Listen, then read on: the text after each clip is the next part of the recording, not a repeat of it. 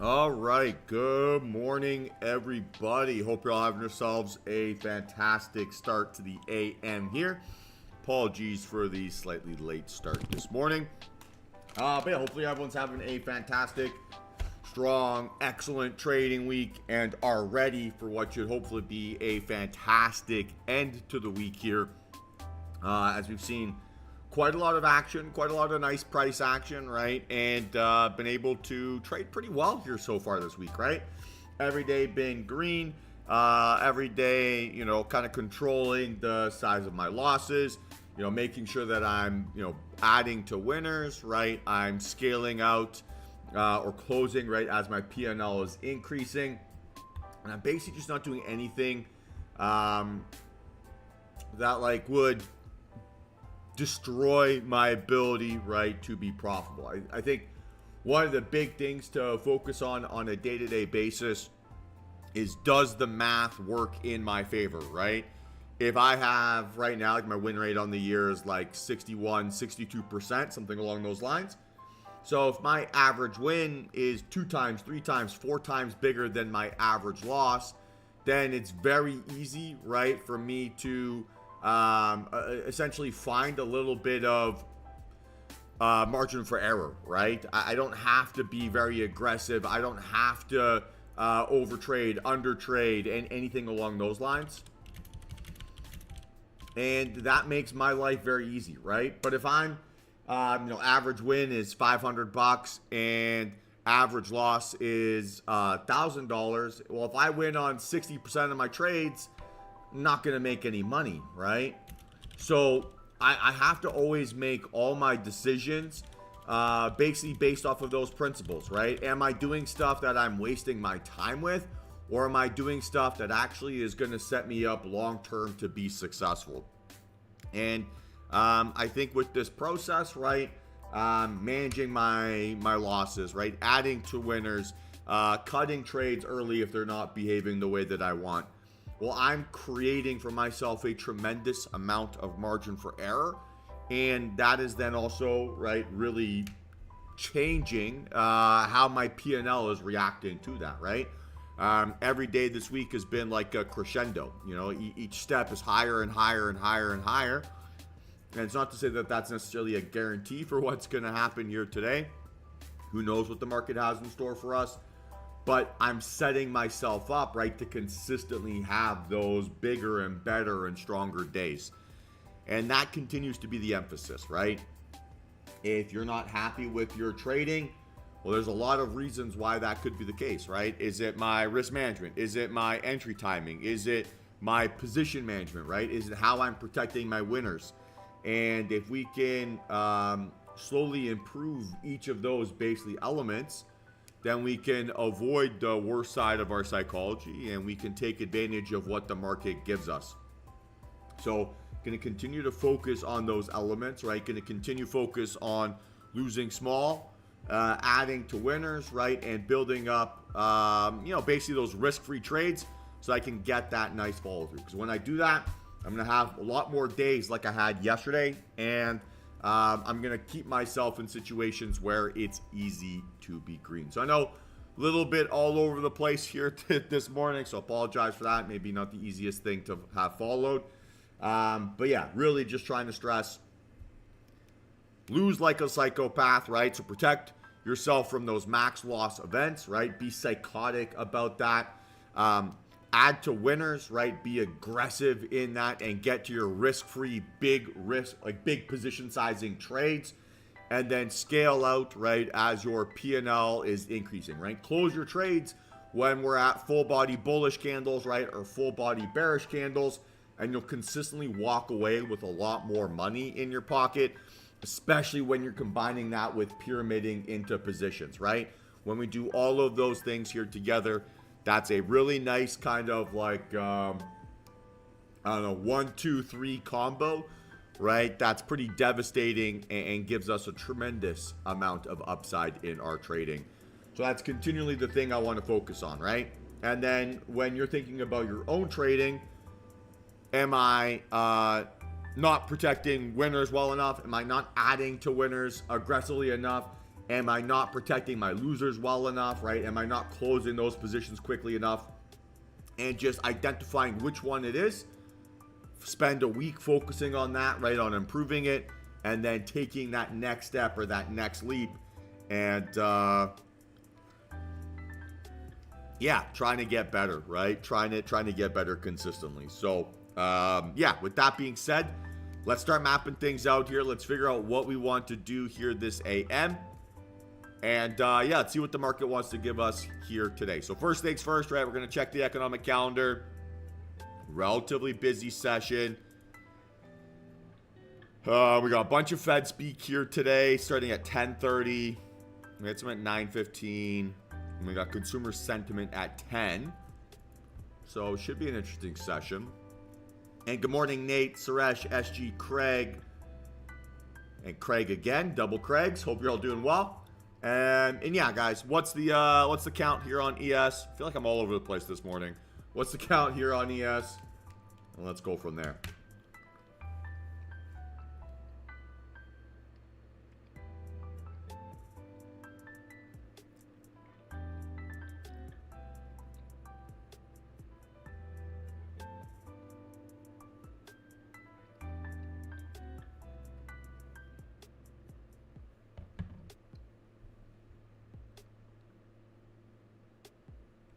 Yeah, we'll call it a 1 out of 3. That's reasonable.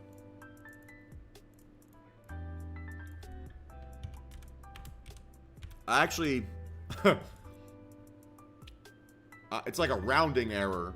1.05 volume yesterday, 1.05 volume on Wednesday. So I need more decimal points. But I'm going to call that a 1.5, right? Or one out of 3. Higher high, higher low. You know, still didn't really give me a big retracement. A little bit of a fake out here so far this morning. So that's fine. So we're going to look for a fake out basically inside this green box, right?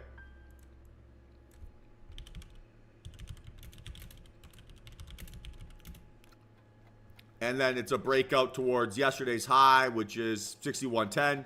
Fine. We also do have a bearish opportunity here.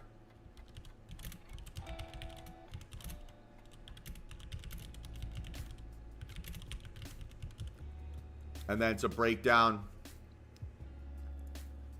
So this right now is the daily time frame. When I'm looking at trades, I'll be looking at the 3, 5, 10, 15.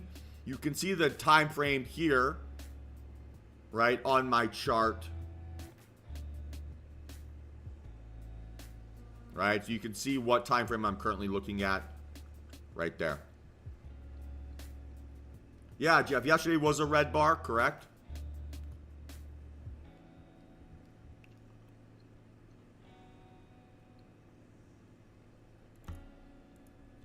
We're targeting 60, 70,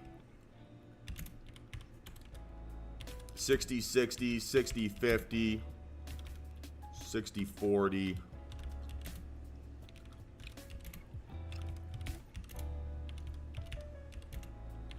And then 6,000. All right. NQ. What's the count?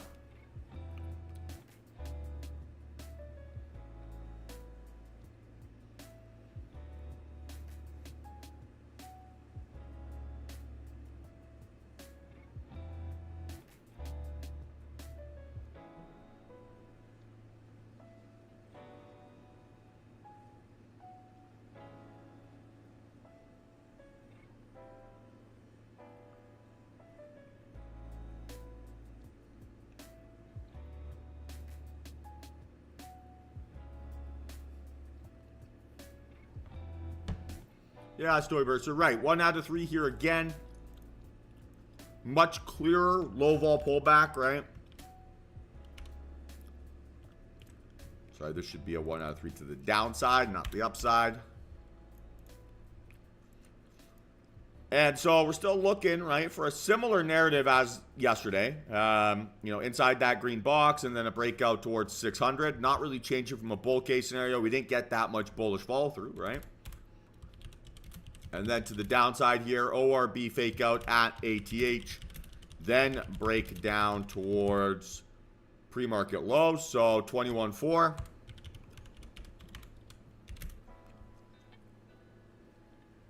And then 21.3. 21.2. 21.1. 21,000. Make sense?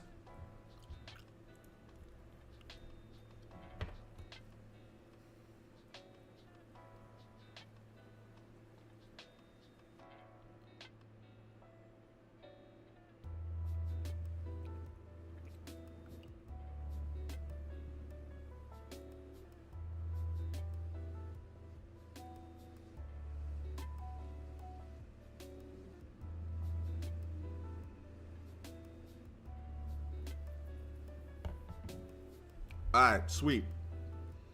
CL, what's the count?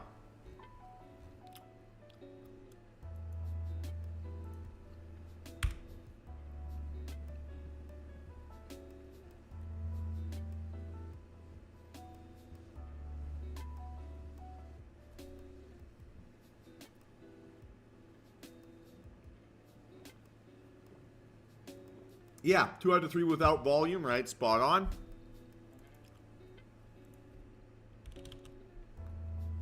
So we could play like basically a dip buy, right, off of like 67-ish. So ORB fake out around 67, then break out towards the upper trend line, right? So that's at 70 bucks. So we'll go, pre-market high is 68.50. So we'll go 68.50, 69, nice. 69.50 and then 70. And then to the downside, right, it would be, now I'm not sure if this is really a, I mean, technically it is a downside case, but if I look at basically price action from the implied open to the low, it's pretty much all just dip buyers, right? Or very little sustained follow through towards those areas.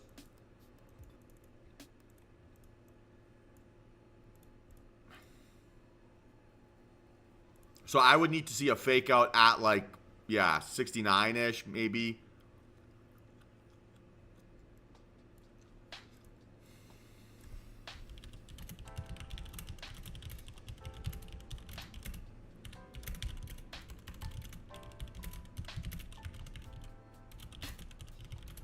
It just doesn't feel like the risk reward, right, is justifying a move here to the downside.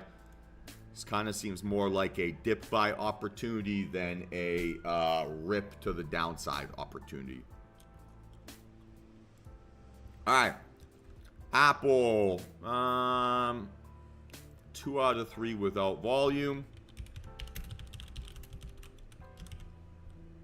So we're looking for a 244.50 breakout. Or a breakdown under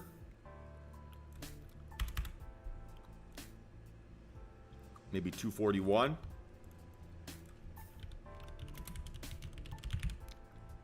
Okay. Tesla, the lunatic, 3 out of 3 here to the upside. Good morning, Joe.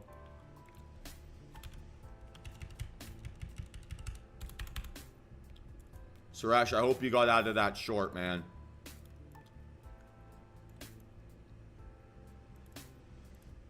So we're looking for a 377 breakout. And NA here to the downside. Could also do like gap fill and go type scenario.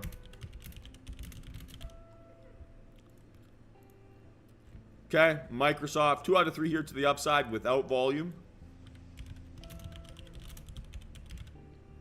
And we're still looking for that, now it's going to be a 445 breakout.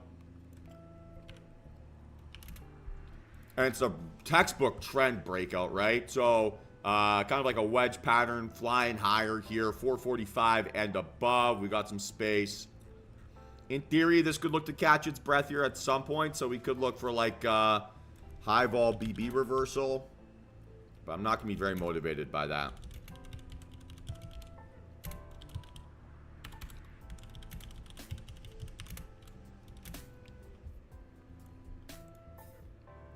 Okay, Amazon, 2 out of 3 here to the upside with volume. Very similar narrative to Microsoft, right? Probably a little bit stronger because we're at all-time highs. So we're looking for a 222 breakout. Or ATH fake out, then BB reversal.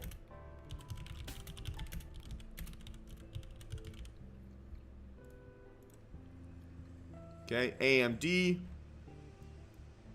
Red candle, increasing outlier volume gap down or gap up. So 2 out of 3 here. So NA for a bull case. We need to be a rejection off of 143 or a breakdown under 140. So 143 rejection.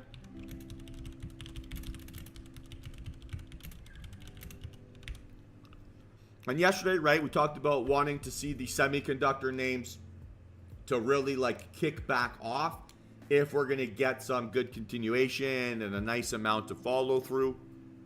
And we didn't really see that there, right? So that maybe explains a lot of why we saw relatively muted move there from the indexes yesterday in general. And if we could see them kick back up and show us some enthusiasm, we should have ourselves a little bit of joy here today. Okay, NVIDIA, 2 out of 3 here to the downside without volume. Still a higher high, higher low. So if I can get a 147 breakout, that's very interesting.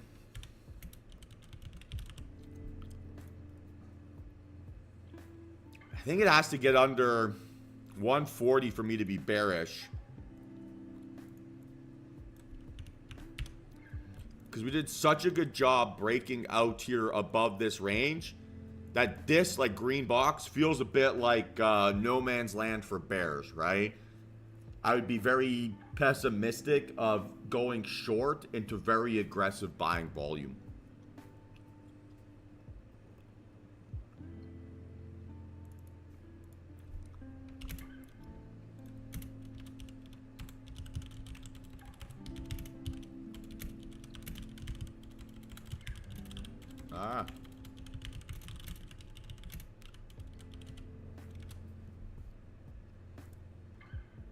Okay, Meta.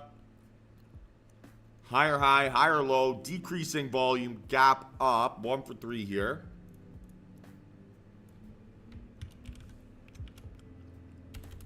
We'll call it 1.5.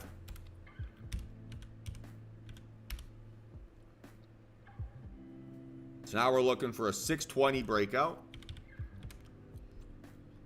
Or I think we have to get under 600, right?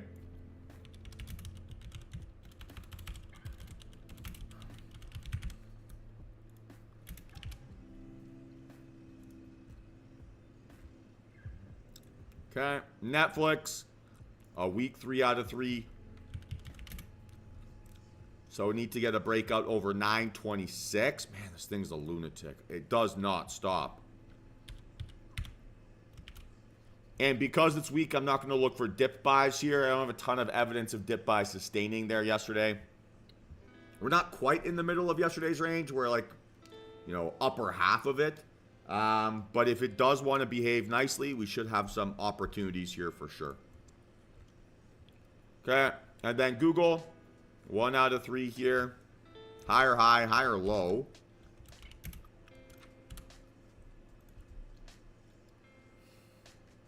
So back under that Thursday range, right, which is pretty interesting.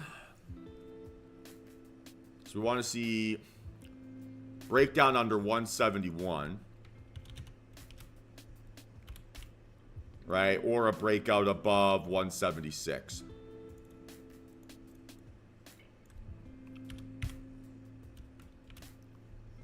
Okay, and then VIX this morning hanging out at 13.03. Not exactly a tremendous amount of volatility based on that information.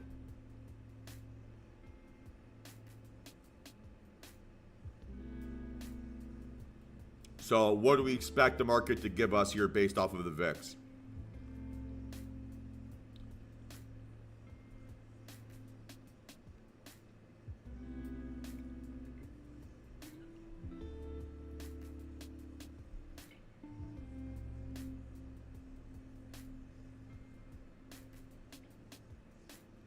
Any thoughts?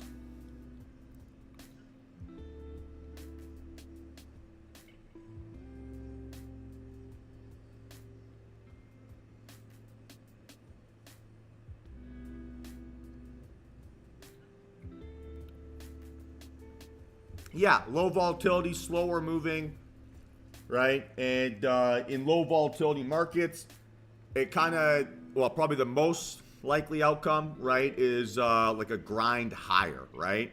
So kind of like grit your teeth and just watch it climb very, very slowly type price action.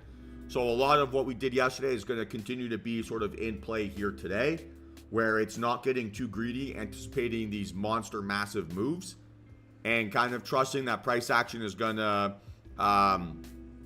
keep kind of trending, right, until we get some sort of proven otherwise and some sort of personality change in the market. The Santa Claus rally, so to speak, doesn't have to necessarily be huge mega candles. It could kind of be just, step-by-step type price action, and that certainly seems to be what we're looking at here today.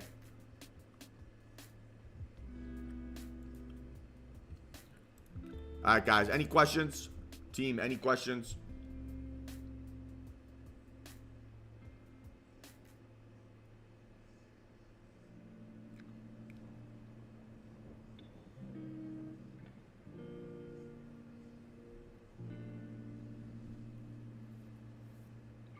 Hey, good morning, Hal.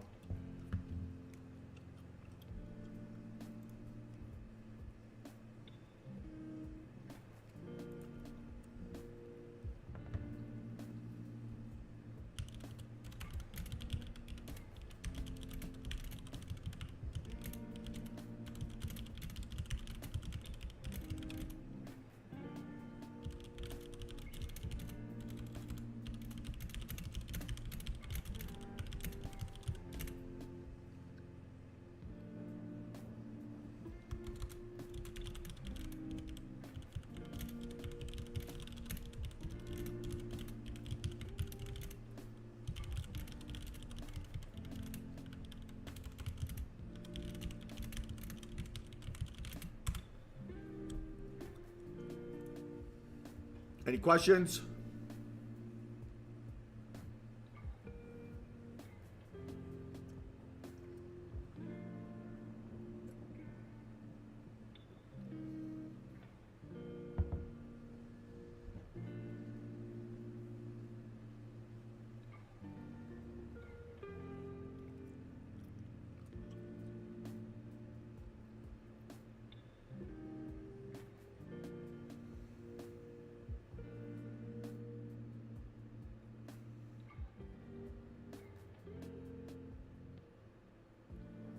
All right, so I'm going to go make myself a quick cup of coffee, spend a few minutes here sort of visualizing a successful trading day, and then jump back on here in a couple minutes, and we'll hopefully crush today's session. So looking forward to it, team.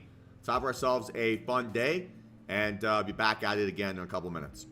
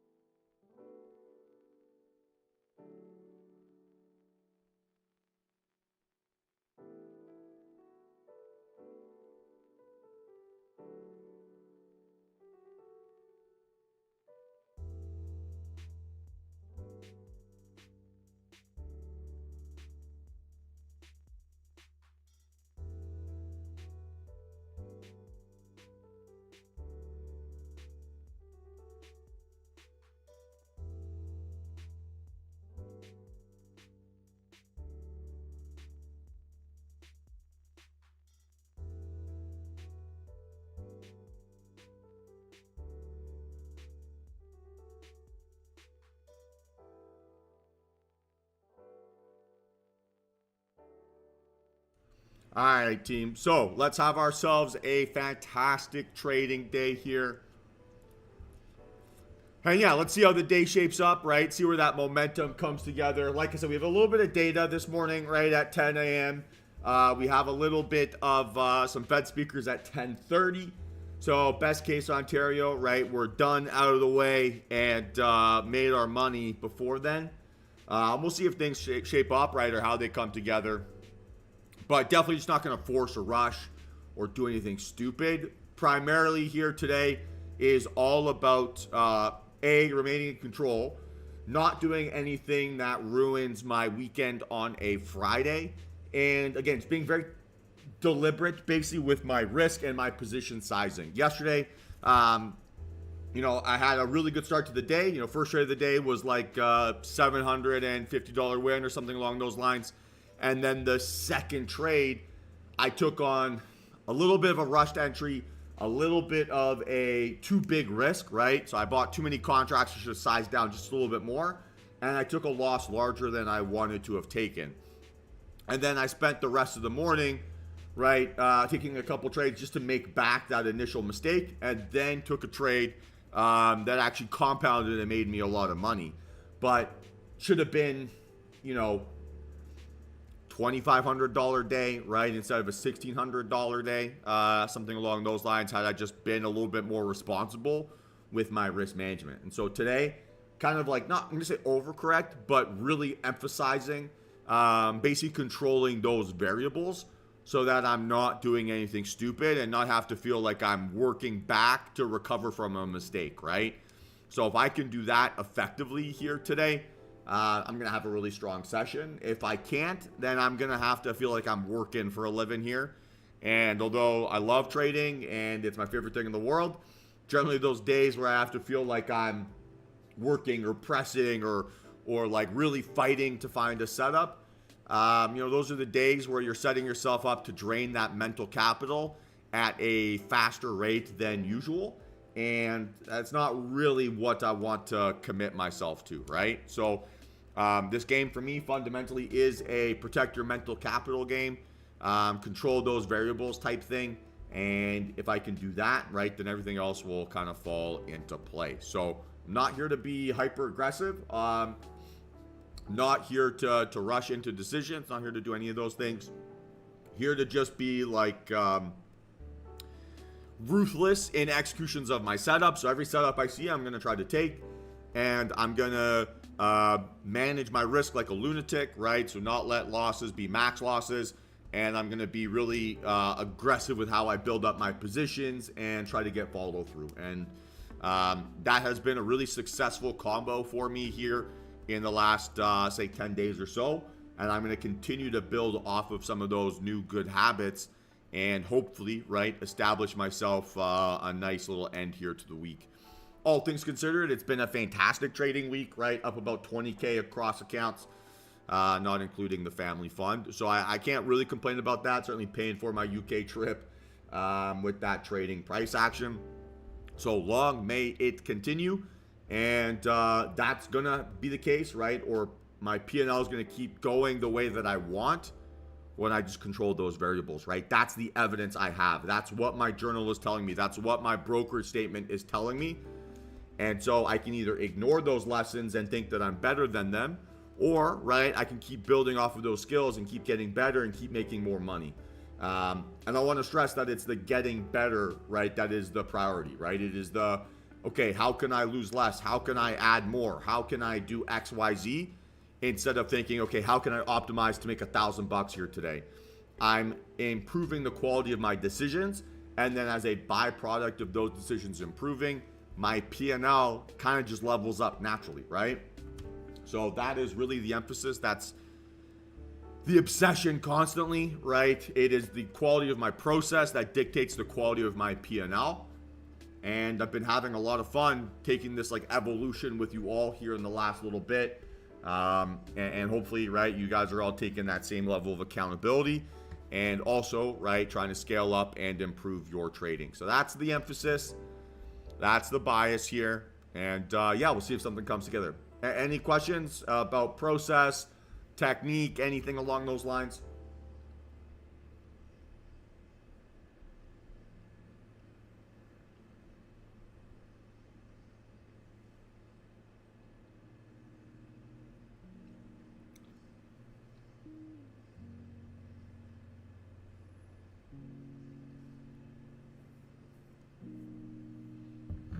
Yes, no, maybe. I'm good. Everyone liking this position management that I've been doing recently?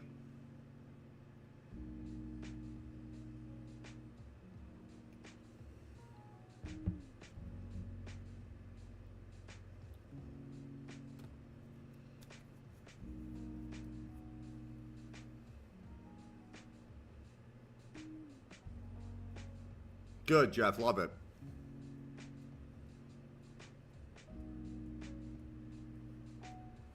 Nice, Topher. Good man. Love it.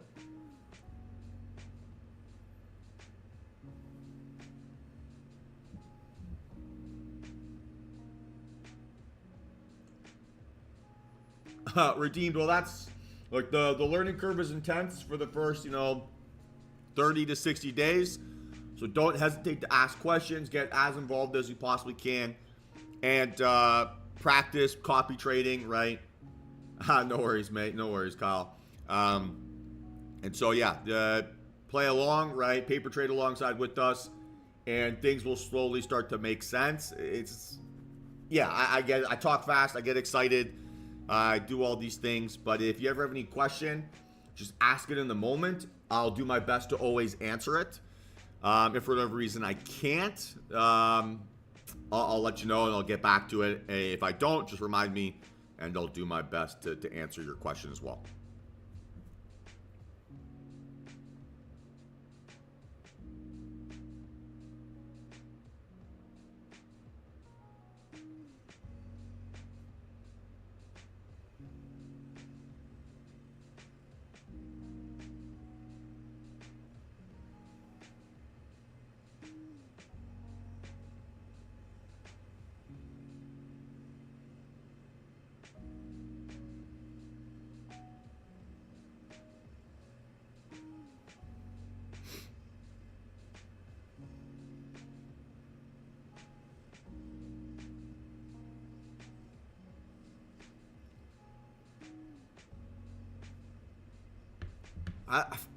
This is a me problem, but I feel like I have a strange energy this morning. Like I'm both very excited and like kind of bubbly today. I'm not sure why.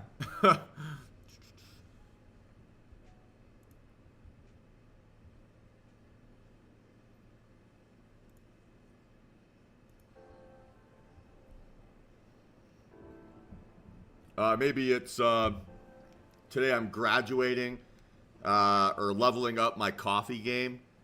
So I'm going from being a Keurig guy to a like a pour over guy.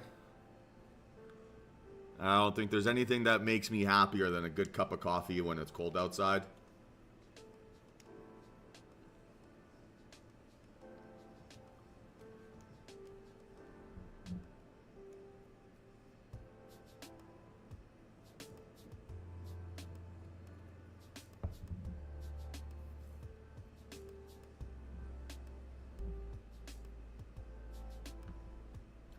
So far, so slow here.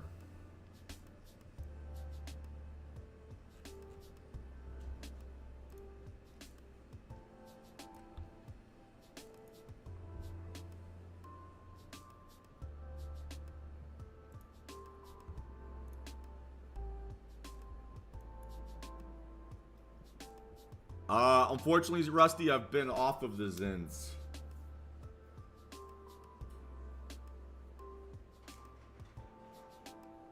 I've been a responsible adult here. Oh, yeah. Kicking horse is great, Greg. Yeah, absolutely. I know. Well, so it's my problem because I used to go buy them. There was like an Aboriginal smoke shop near one of the golf courses I would play at in the summer. But now it's -8 Celsius outside, and it's pretty hard to go play golf. So, don't really get to go out there and pick any up.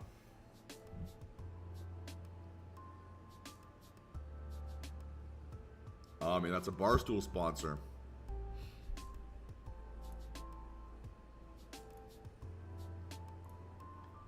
If I ever get my visa sorted out,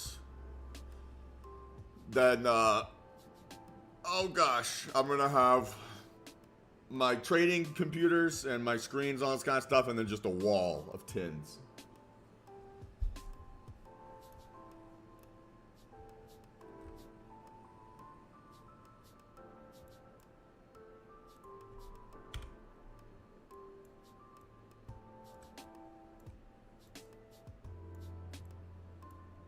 So again, maybe I have an opportunity here for an early CL trade.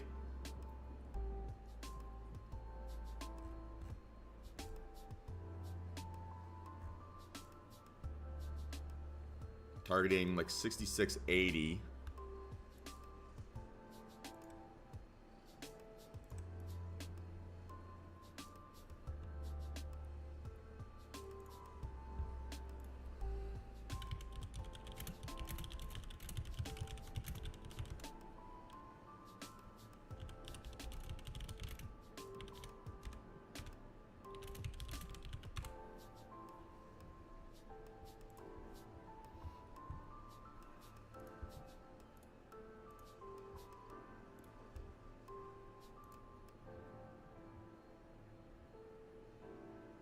Let's watch this volume. If it goes increasing volume, that would be a bad sign. Don't think it's going to.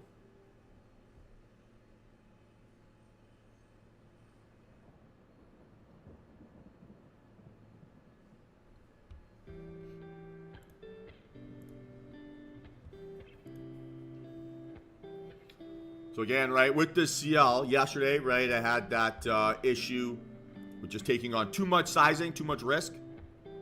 Not going to do that again here.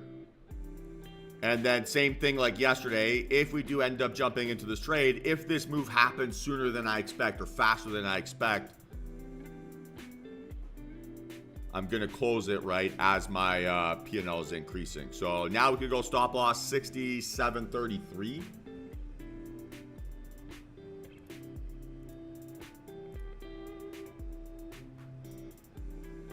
Okay, and so starting to look here, right? It'll be 6 contracts as is.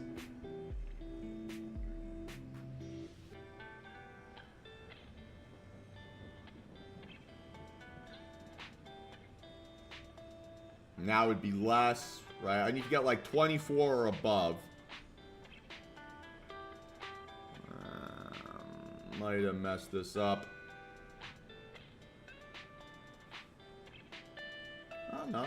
Still fine. So now it'd be 5 contracts. Just keep it simple. Okay, now we could go 6, 7 even.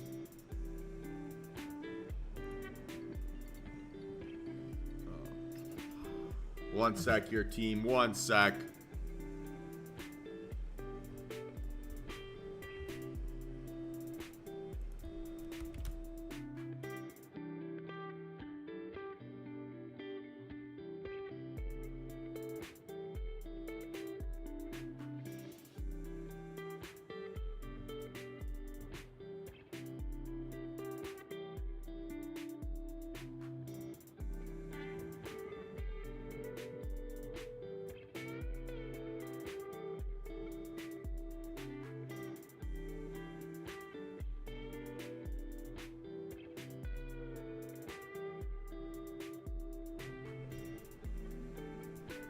Okay, sorry about that.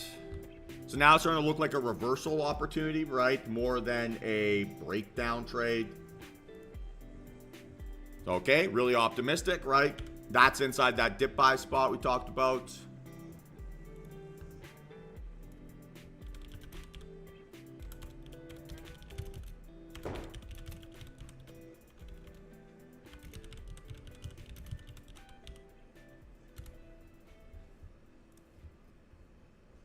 So this would be the bigger bias here.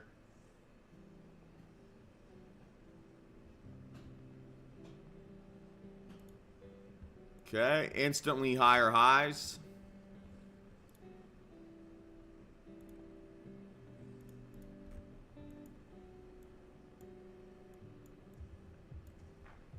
So let's see. 67.38.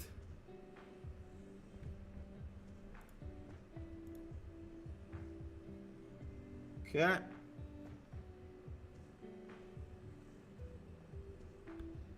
And ideally, right, exactly see where it's staying right now. Basically, that breakdown candle's high is acting a little bit like support, which is pretty positive. That's a big move, all right. So again, watching here very carefully. Stop loss 38. And might have just missed this. Let's see if we can get a gentle pullback here.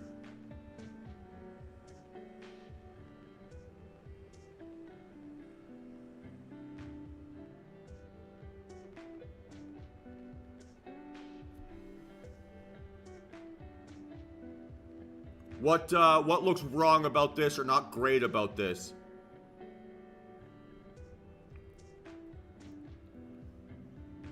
Anything?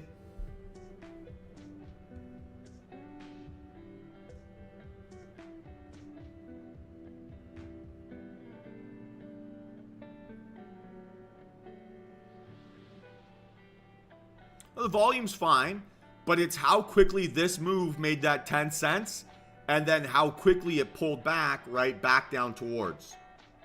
So it's huge bounce up, huge bounce down. Like, if I want to trade a trampoline, I'm just going to destroy my knees, right? Instead of actually doing anything that's of significance. So instead, maybe the indexes are giving us a better opportunity here.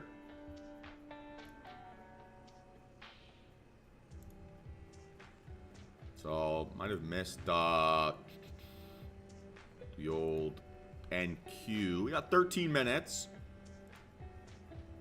So I'm going to say I'm going to focus on ES.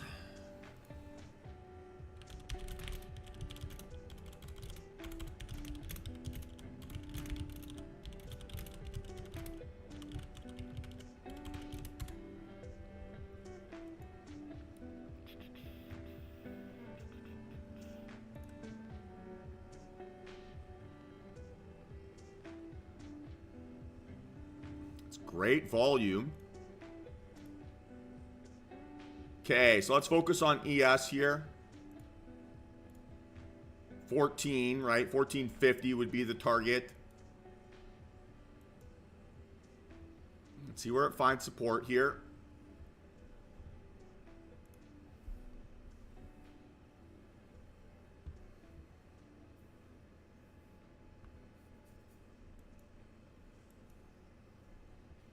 So we'll say stop at like 107. For now, obviously, let's see if it can find support. The reason I'm focusing on ES more than NQ, NQ is just right at 600. So I'll wait to see if that can get a breakout through that range before I do anything too crazy.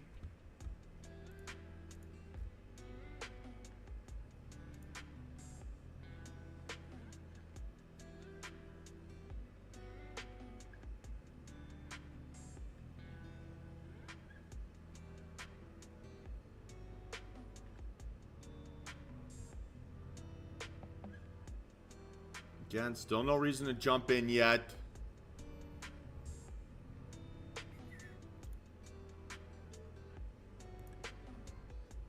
Okay, now stop would have to be 106.75.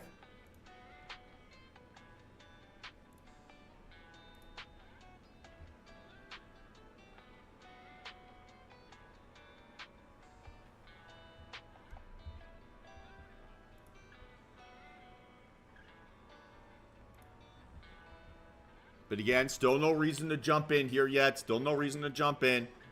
High vol breakout, but then kind of like a catch your breath, bit of price action since then.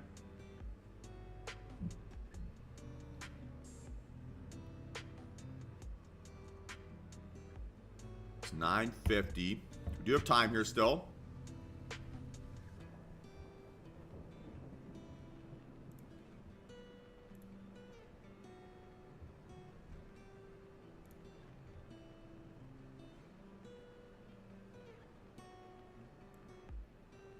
And we could possibly do this as well on ES.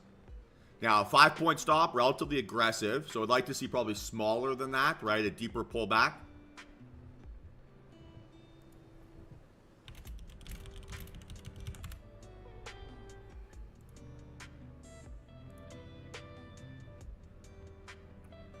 So stop loss, we'll call it 6,050. 6150, 6105, 610050. Can't talk. So as is, right at that 607, I can't even buy one contract, right? Well, I can buy one contract, sorry. But that's not super appealing. Call me a snob.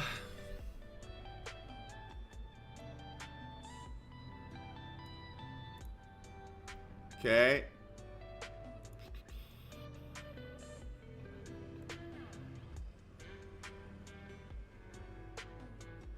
So now we're breaking out over 600. So the target then would be 21.7.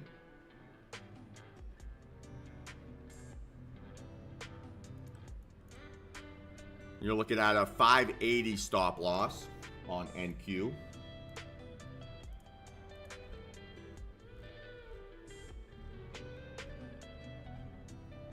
Now, I will say I love trading NQ. It's probably my favorite.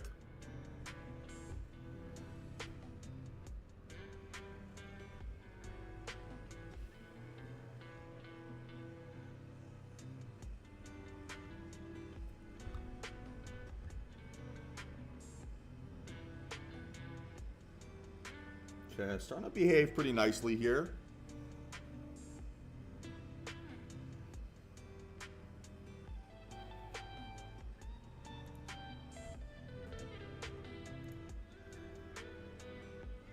This risk goes too much, right? As is, we're risking 620 bucks a contract. That's too much for me.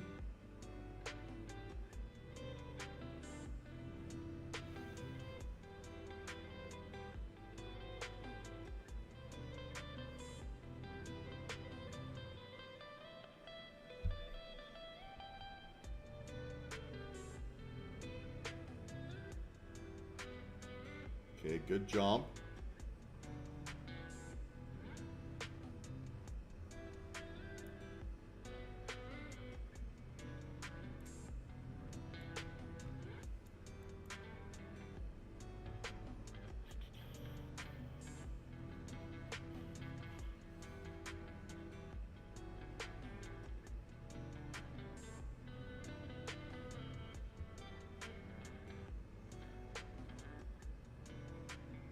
So 605, right, would be the starting point for an entry.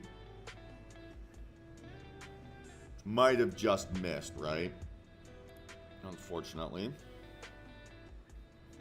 Now we'll have another opportunity here on this 3-min time frame. If this candle can close above 600, we're in business. And then again, right, able to get tighter risk. We have 6 minutes. That's still plenty of time here.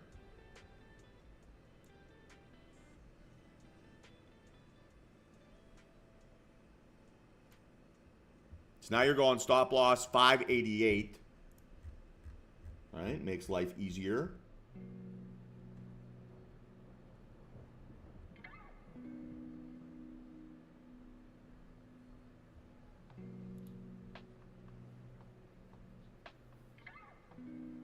And then watch how 600 gets defended, right? Good bounce. For sure, good bounce.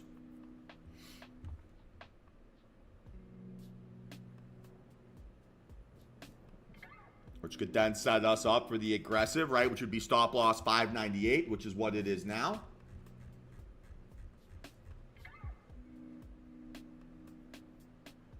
Okay, you want to see a gentle little pullback here.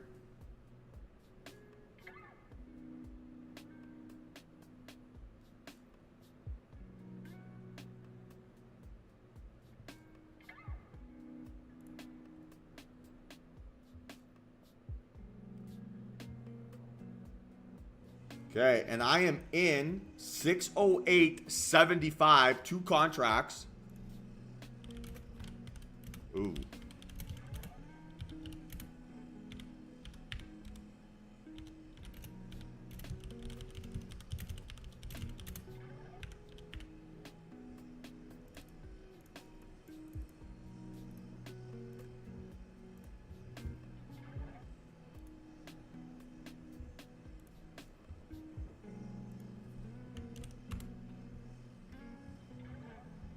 Not a perfect entry here.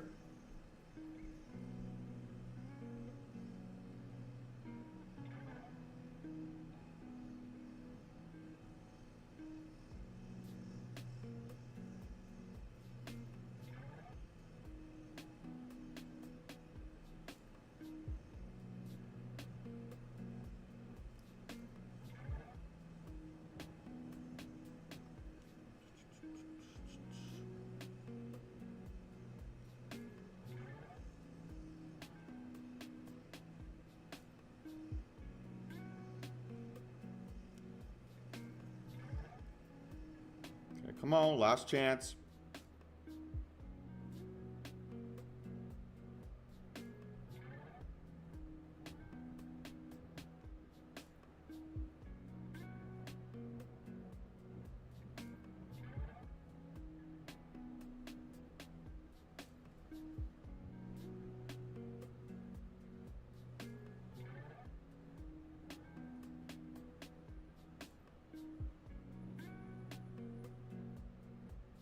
Okay, I'm out, guys. I'm out.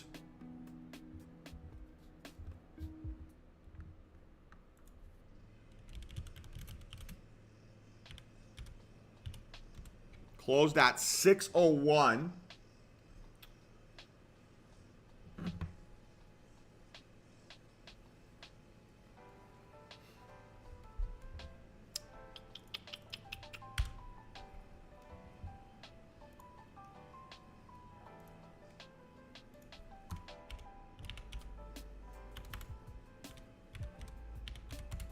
So $170 loss.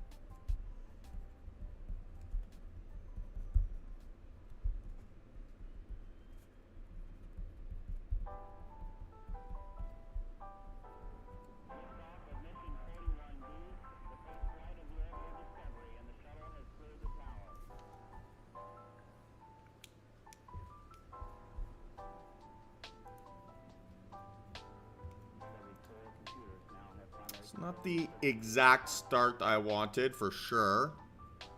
Especially if it's going to do this.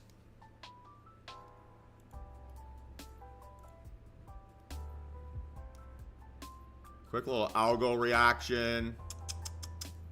Tisk, tisk.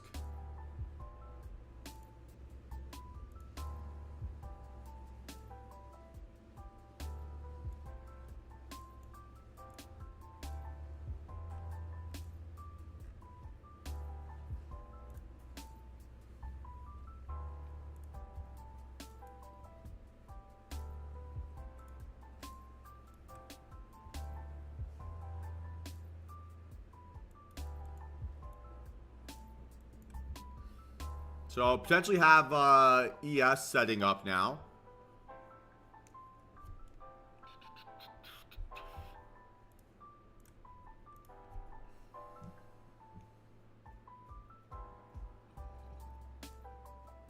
Let's see.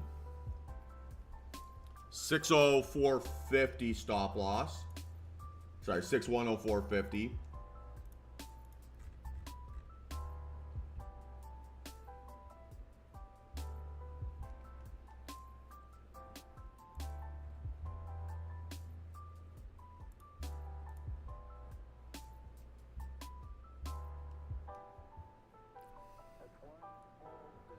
Yeah, and Q's now higher highs, so maybe just a little bit unlucky with the timing.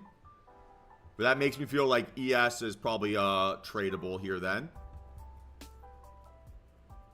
And I'd be looking at 3 contracts.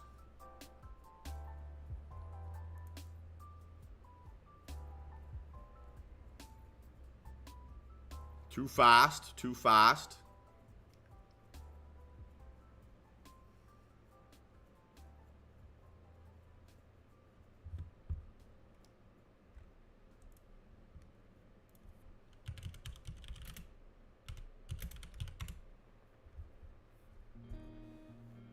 Okay, so now I'm watching for a little pullback. That was a great bounce. Okay, guys, I am in. Average price 107.25.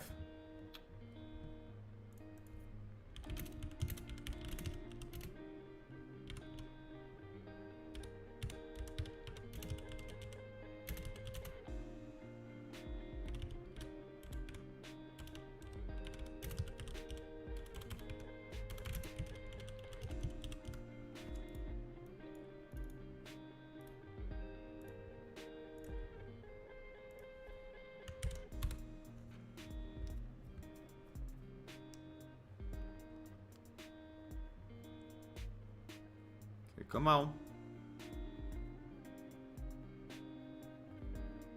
10:03.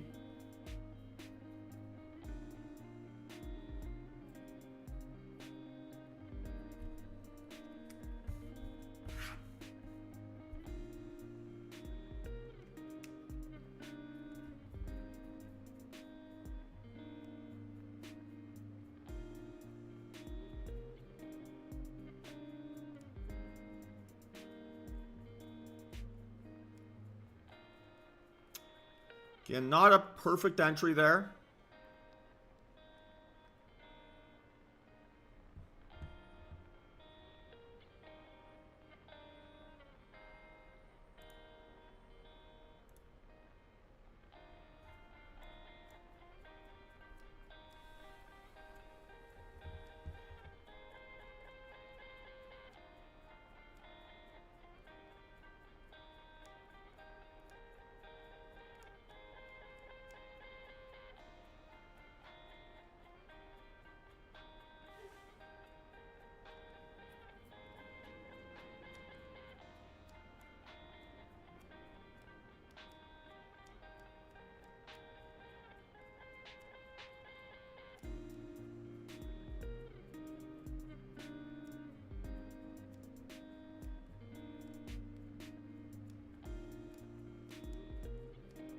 Come on.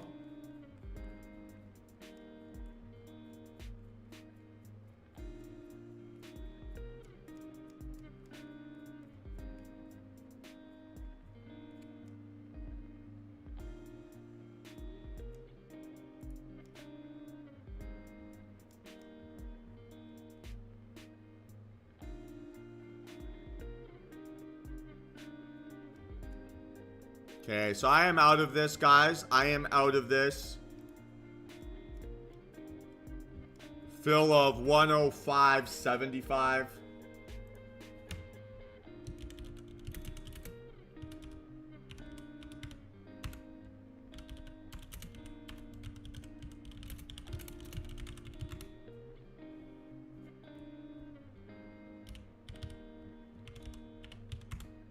Once it recovered that 107.25 and couldn't keep going, that was a good reason to get out.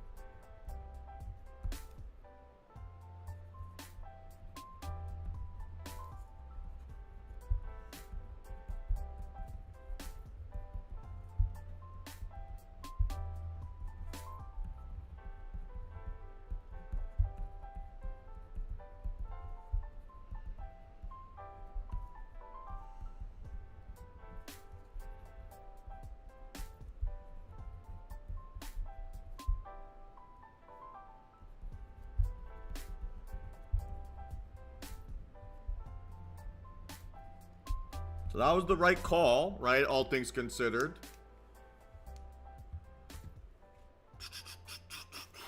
Frustrating, but it was the right call.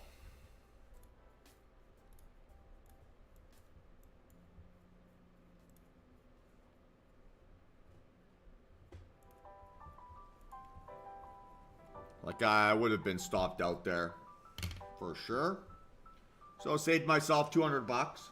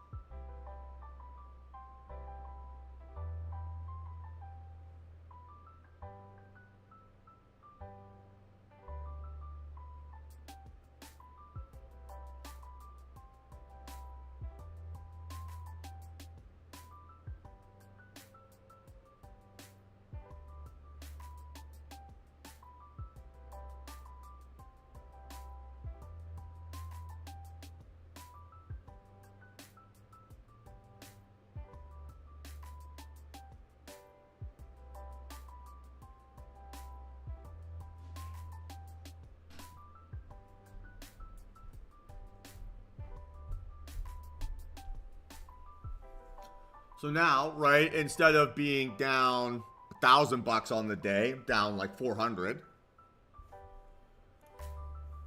which can very easily be a great little bounce back spot.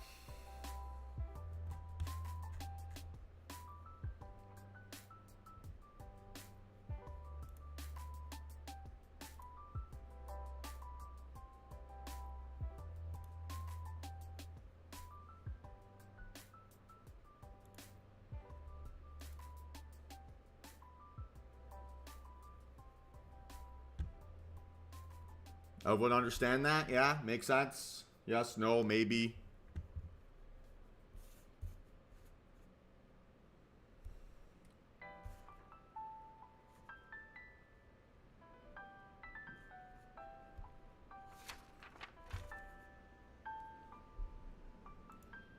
All right, so the value of those, I mean, not great outcomes here.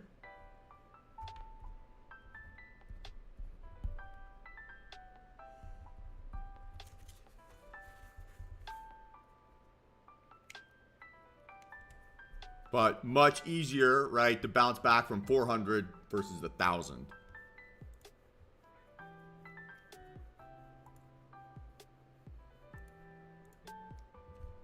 And okay, maybe I would have been green had I held on. Yeah, I was looking at that a little bit here, Craig. There's still plenty of space down towards that 67.13. Or 67.73, sorry, 66.73.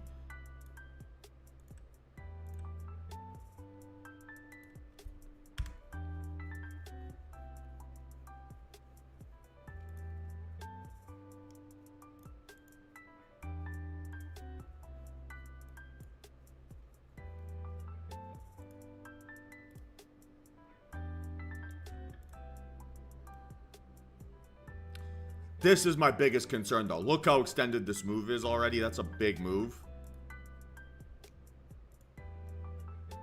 Whereas indexes are breaking out.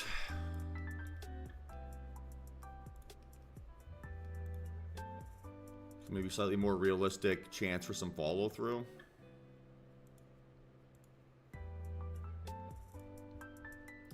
Just very concerned that the move has already happened there.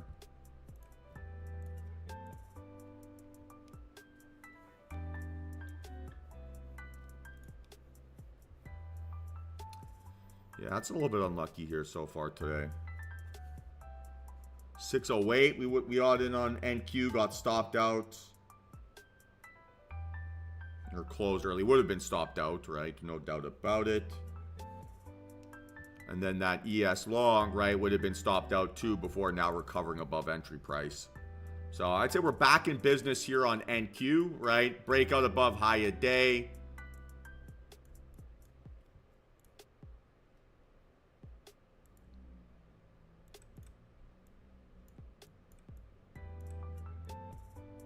Okay, so 625 would have to be the stop. And let's see if it can find some support here before we jump in.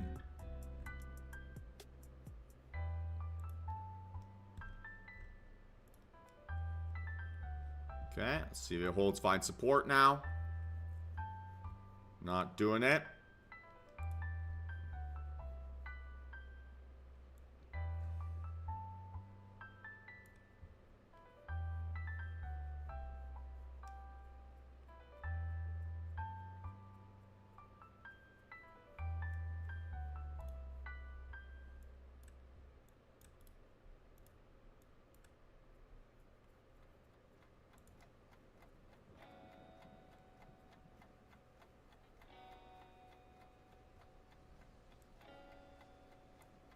Okay, so now 613 would be the stop loss. 613.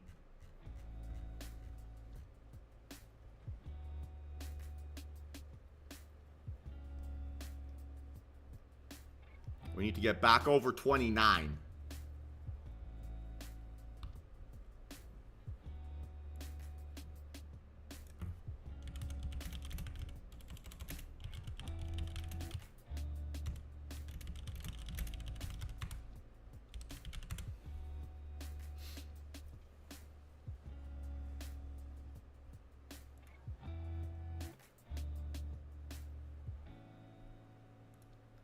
And if this doesn't behave here, this could very easily set up as a 5-min rejection.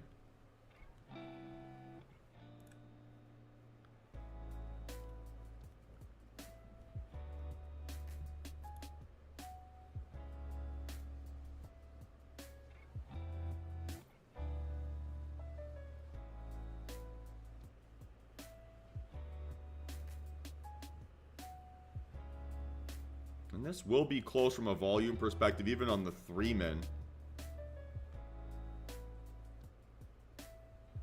10-14, still early.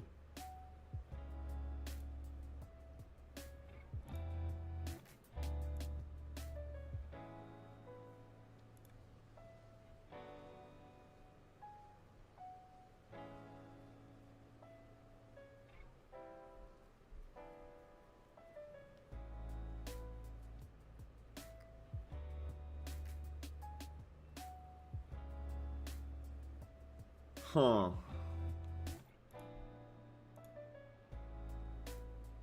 Still think I have a long here.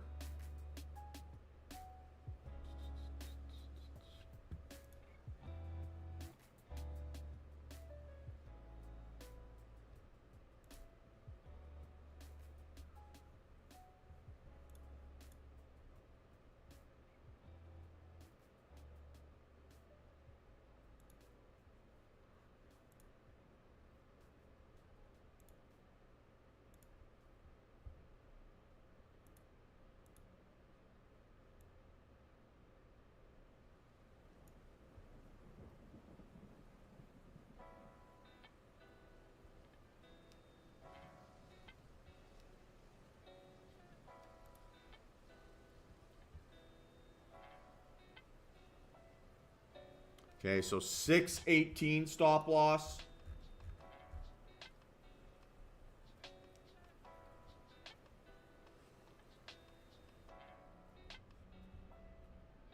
Or potentially write this 612, call it 613.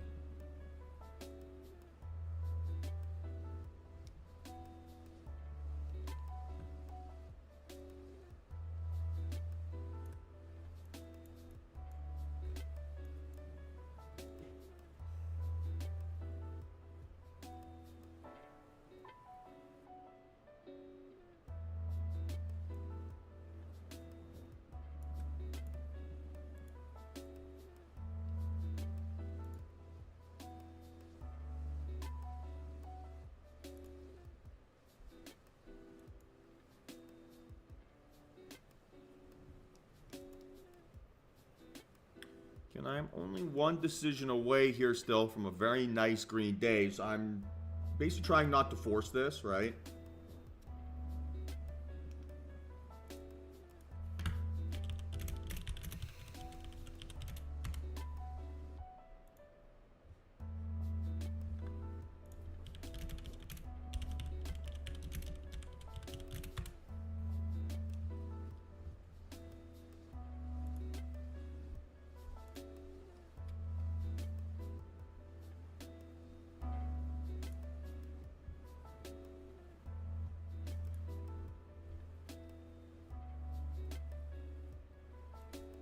And CL kind of in play too. Reversal versus a breakdown, right? Around 67. That might be the nicer play.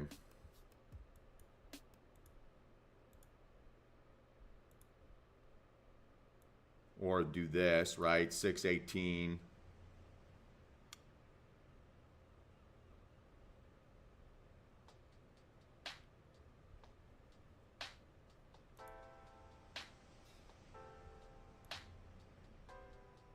Okay, I'm going to look at NQ.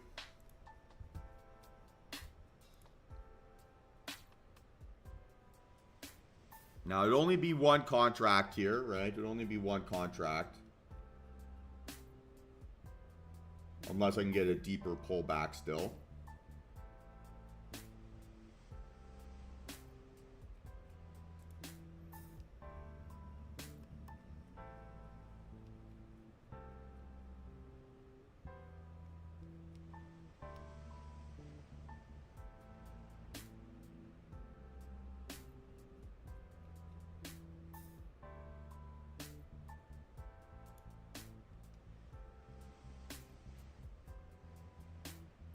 Come on, pull back just a little bit for me.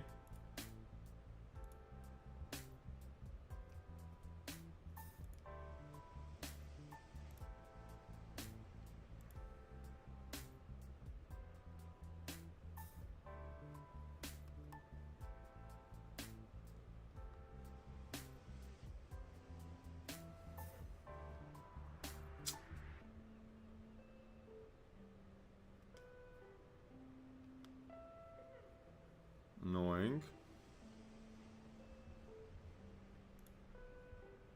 So that would then set up CL for us. We might have a chance. Needs to get under 38.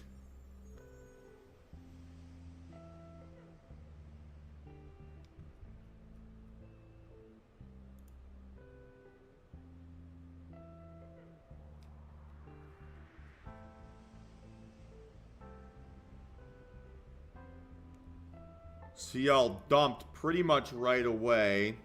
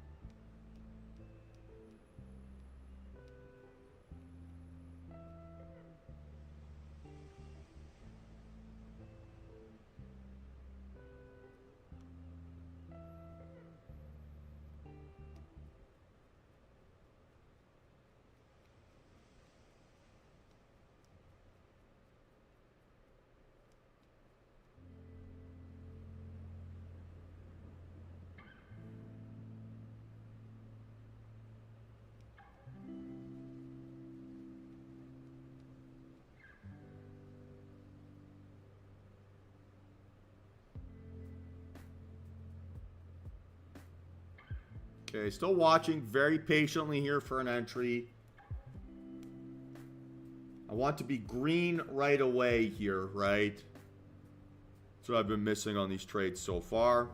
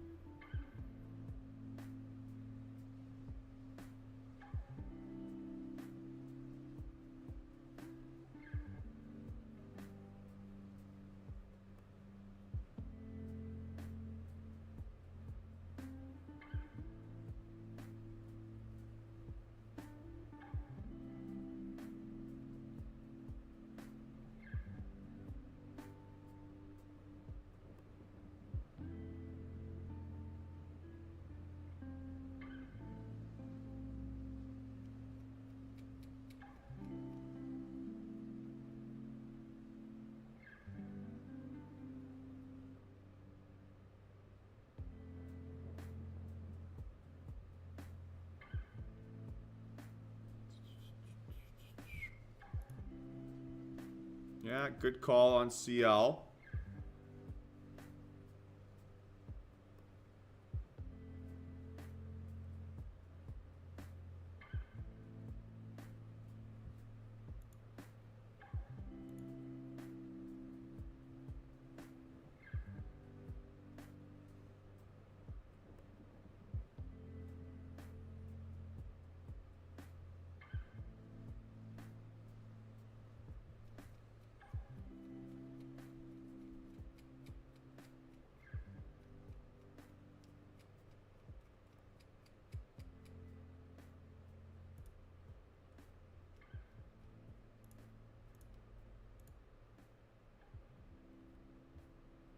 Again, still watching here on NQ. No reason to have jumped in yet. That 28 looked tempting there for a second.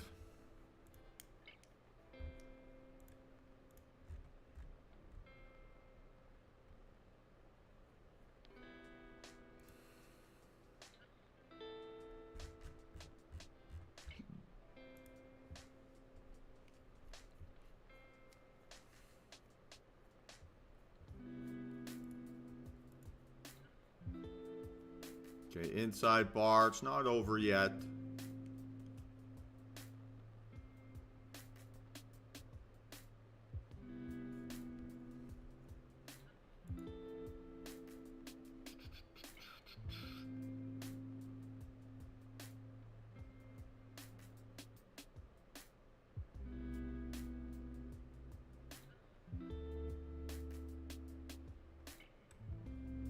Okay, no entry, no entry.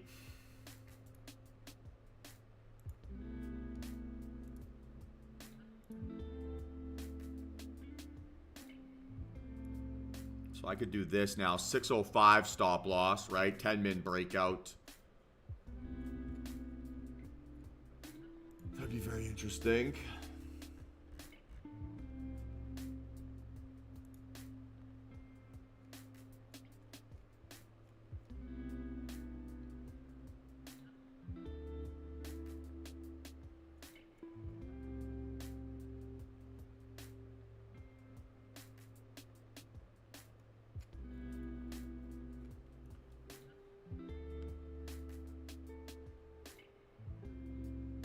Okay, give me a little pullback here. Come on.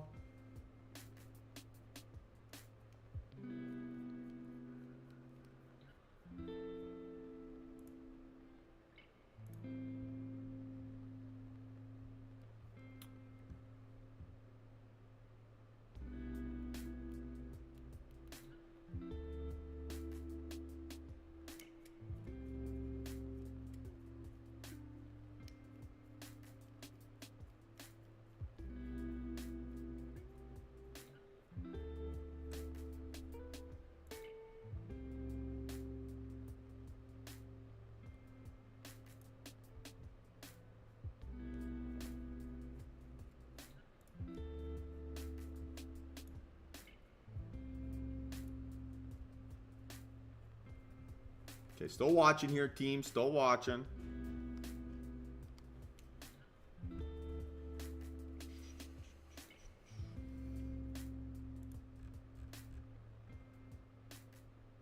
It's got to get under 28.25, right? Has to.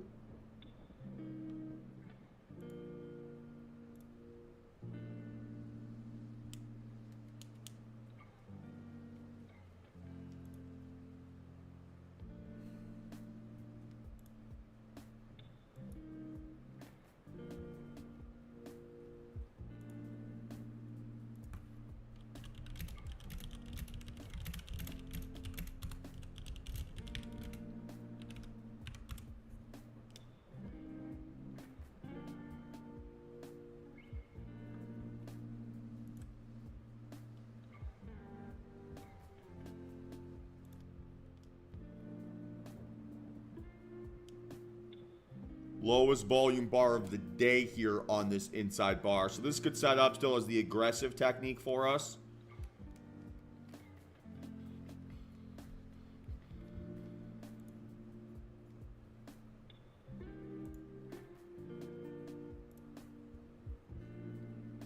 Again, we've not missed out on a move here.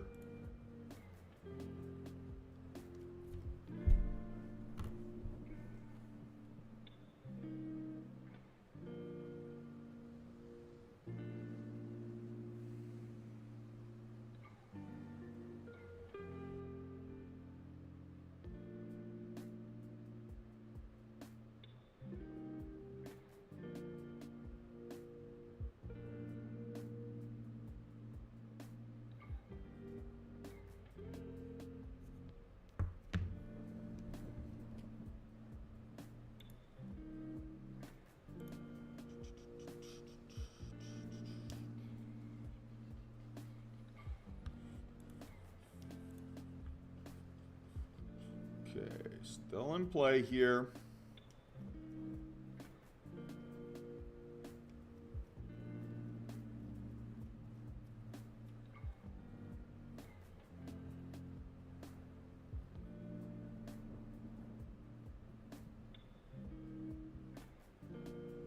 Okay, so we got 20 seconds to go, right? Watch how this candle behaves at its open, right? That might give us either the opportunity for the quick breakout above that 646 or, right, that like over dramatic flush into our current entry zone.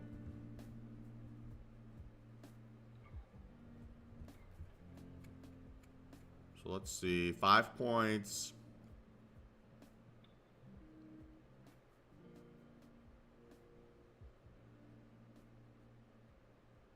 Come on.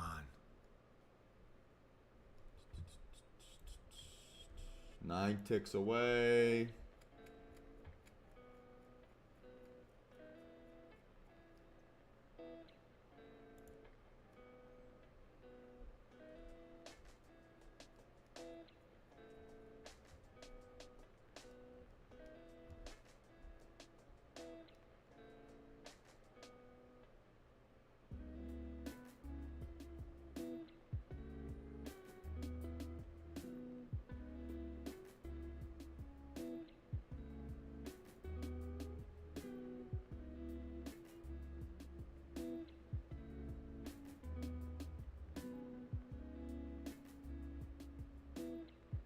Okay, watching here carefully now for an entry.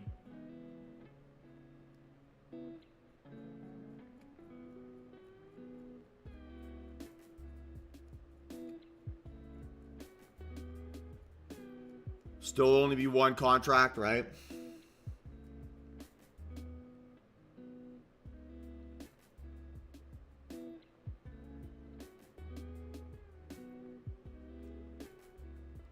Okay, guys, I am in. Average price, $6.25.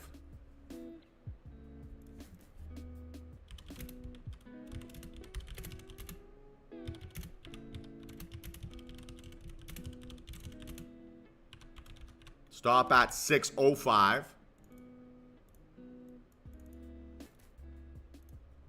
Not the best entry in the world, but green right away here so far.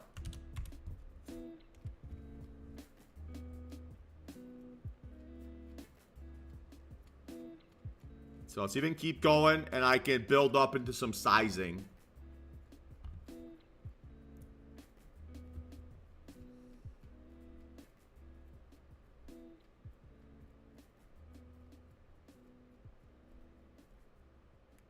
Ah, great entry, Jack.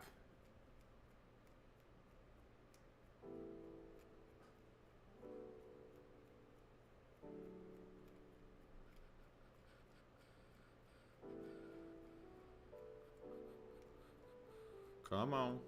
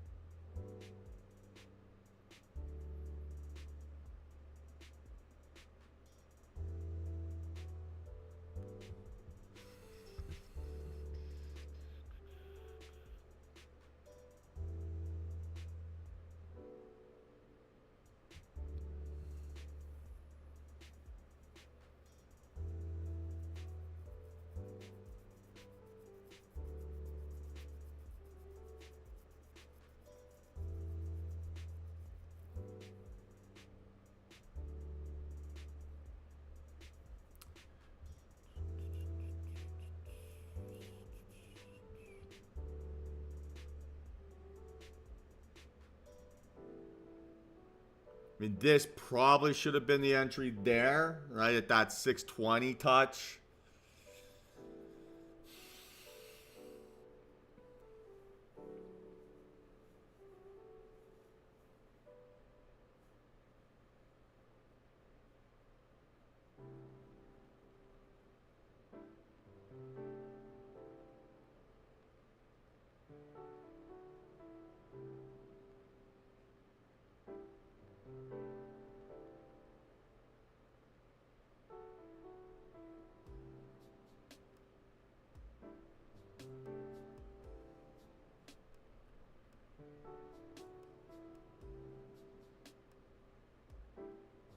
Come on.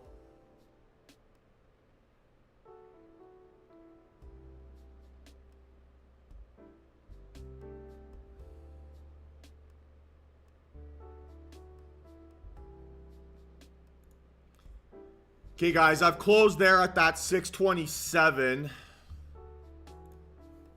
It's not behaving the way that I want.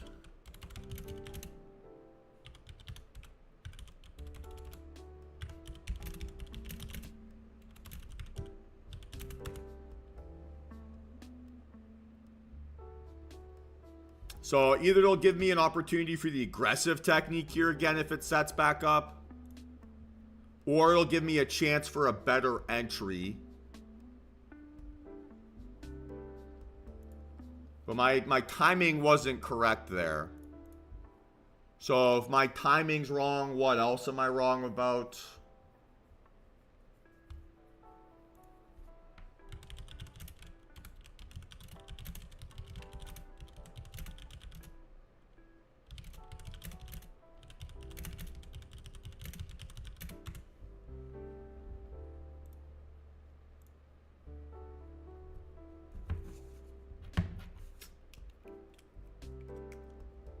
So let's see if this wants to give me something.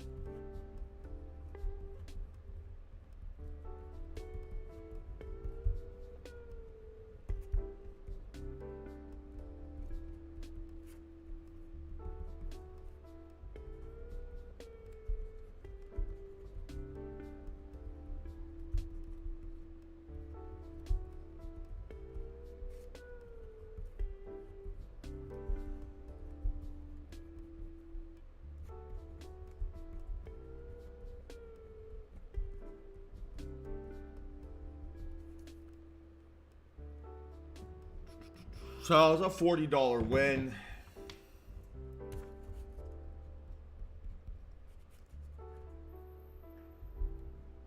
You guys, don't feel like I've missed the move here yet, right? So, okay, maybe I could have closed it for 200 bucks, 250 bucks. But, hey, I think I can get a better entry with tighter risk, right, and more positions. Or I can play a breakout above when I have more confirmation that the move has happened. One sec. I'm getting so many calls here today. One sec.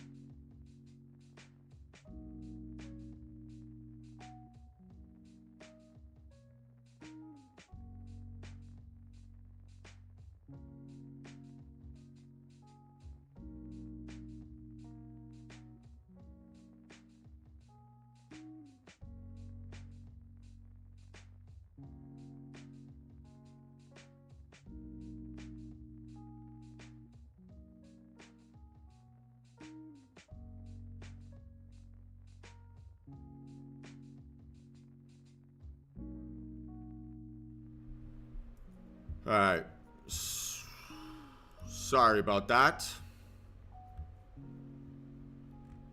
Okay, so now we're resetting, looking for potentially the aggressive technique over. Or again, right, a deeper pullback.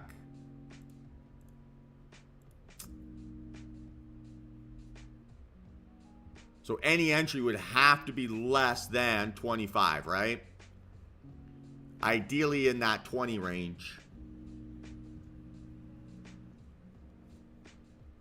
Or below. And then again, can get bigger sizing, can retry, yada, yada, yada.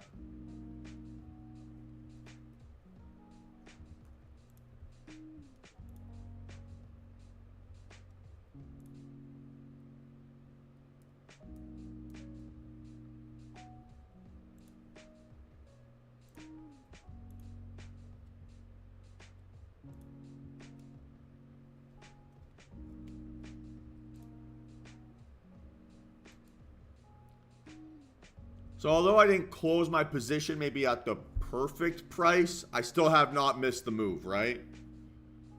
I definitely have not missed the move, and I've just protected mental capital.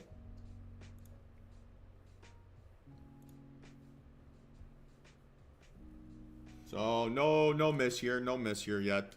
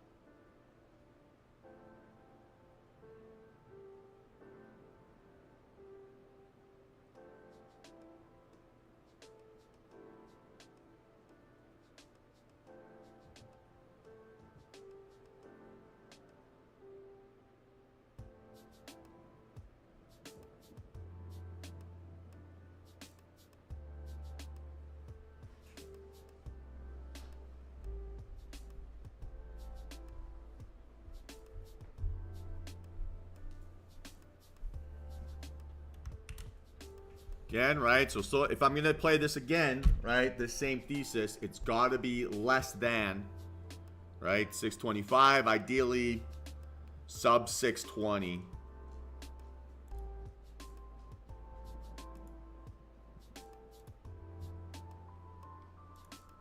Otherwise, I'm playing a very, very tight range.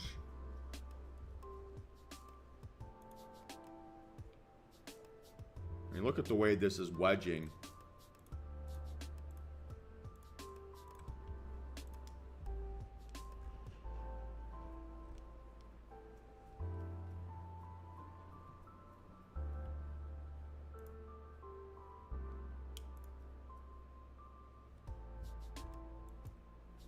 Okay, so watch here, right, again. And I want to buy bottom of those wicks or better.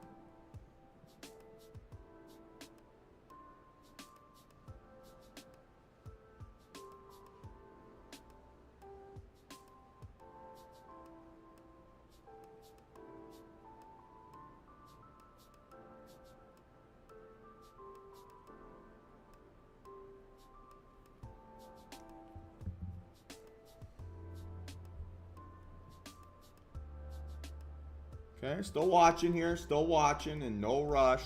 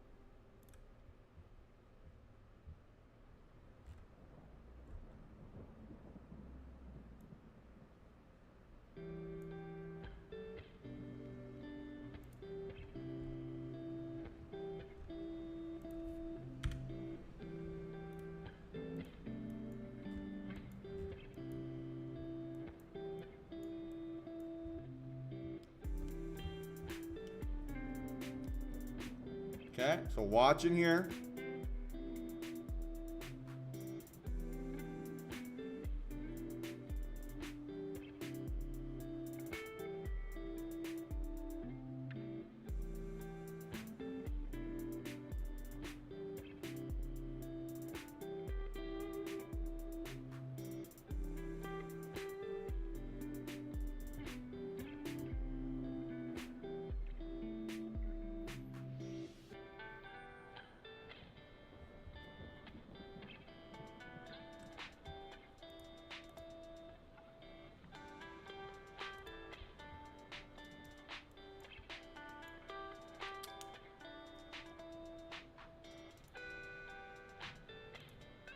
Might have just missed it.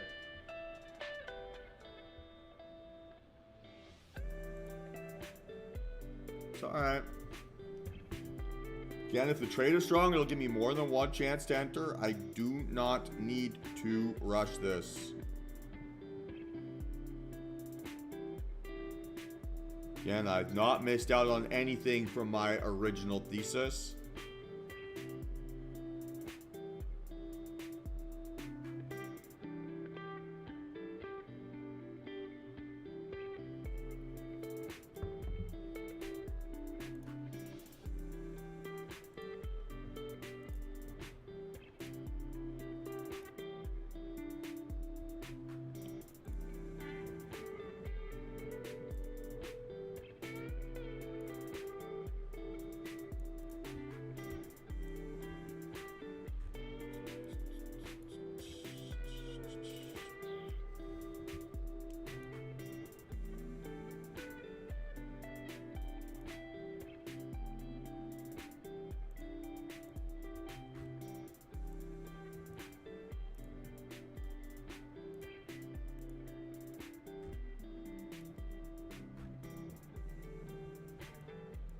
Okay, so still watching here, right?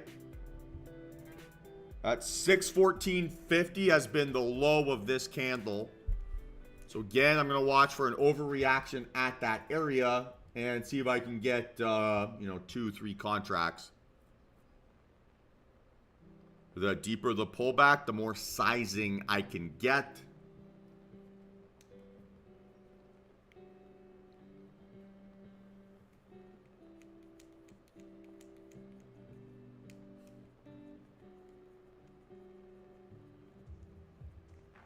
And again, if I don't get this pullback entry, I still have the opportunity to play the breakout above high a day.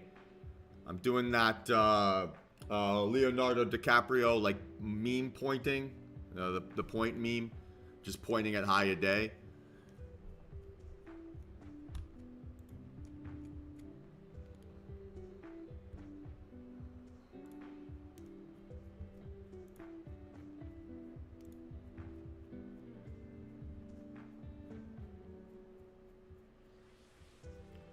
So again, had I held on to this original trade, it would have been 20 minutes, 30 minutes of nothing, right? So feel relatively vindicated about being obsessive over not trusting that move, essentially. Definitely was the right decision. Question is, can I now find a better entry or a different thesis to take advantage of? Little low vol pullbacks don't do me any harm.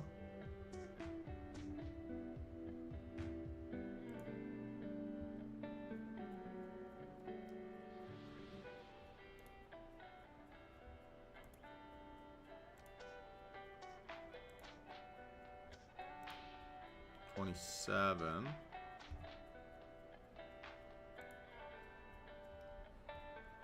Okay, so still watching here.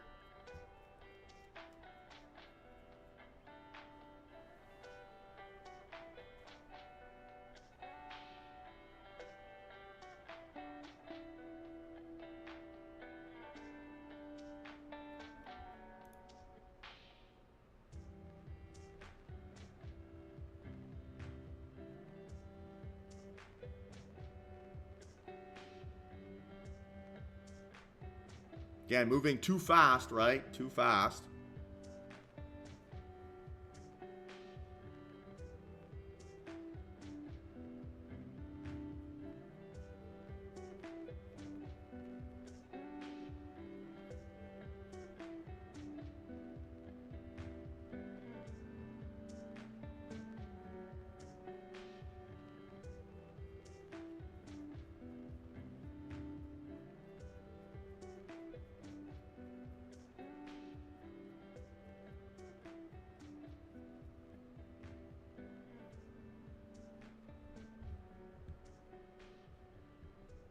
Okay, no entry. Absolutely not. So again, I think that was a really good decision. Now we can possibly look for some mean reversion opportunities, right?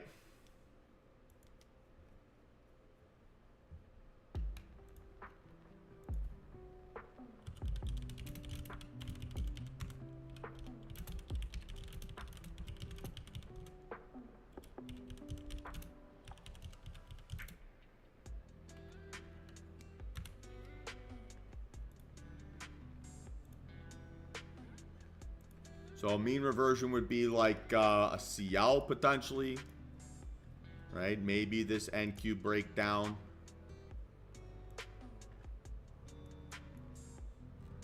Towards low of day would be the target here on NQ. So 616 stop loss.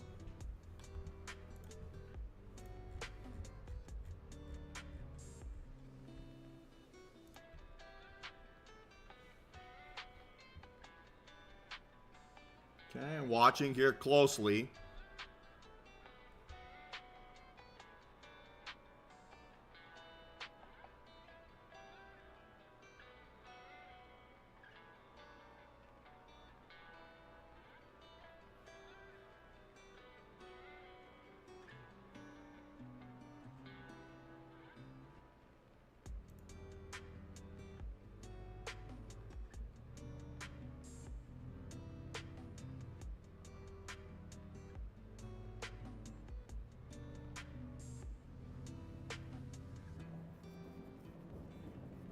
Okay, guys, I am in short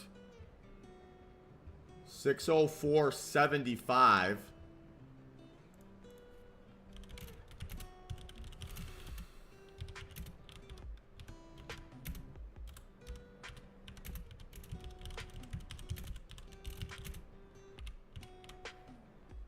Stop at 616. You still have if you miss that entry, you have another opportunity here.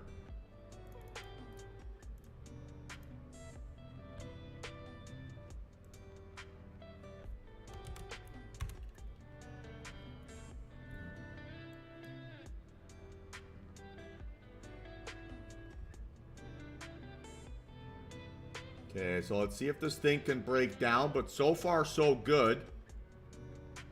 If I can get some flush away from 600, I'm going to be in really, really good shape.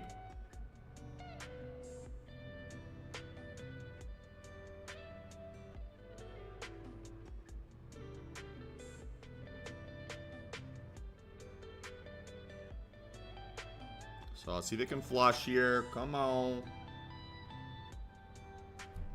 That's 300 bucks. Ooh.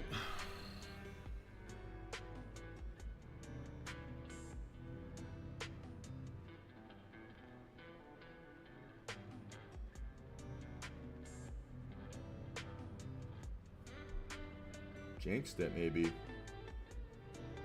Oh, no, we're fine. All right, flush here, baby. Come on. Who's in this with me here?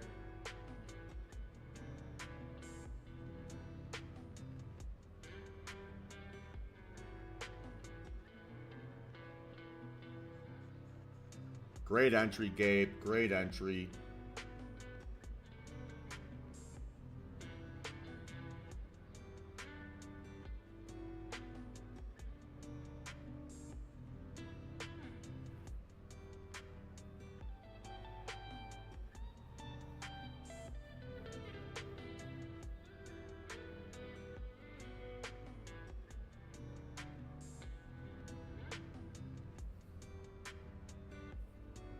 This I don't like.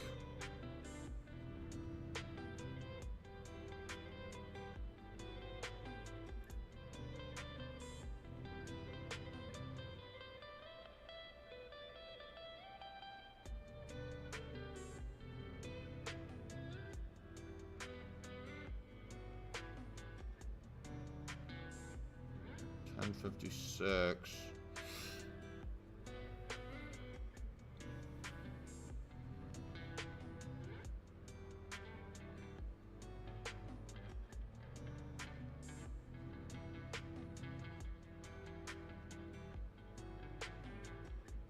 Okay, I'm out of this. 307.59 on that. It looks a little bit like a fake out.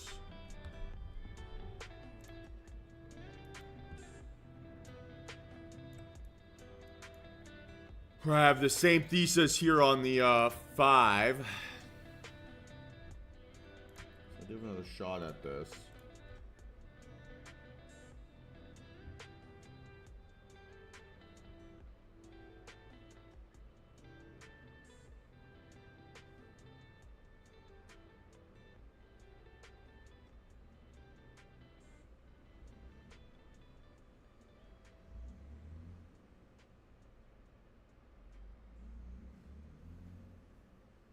Just a little bit mean.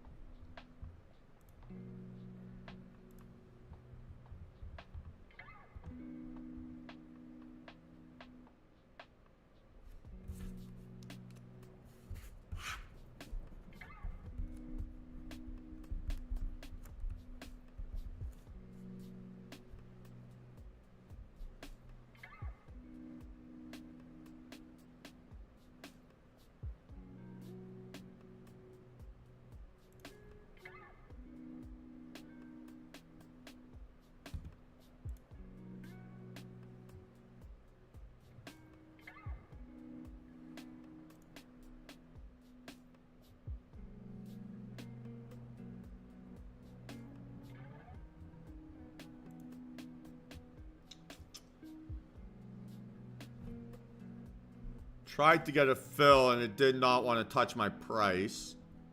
Had it 621.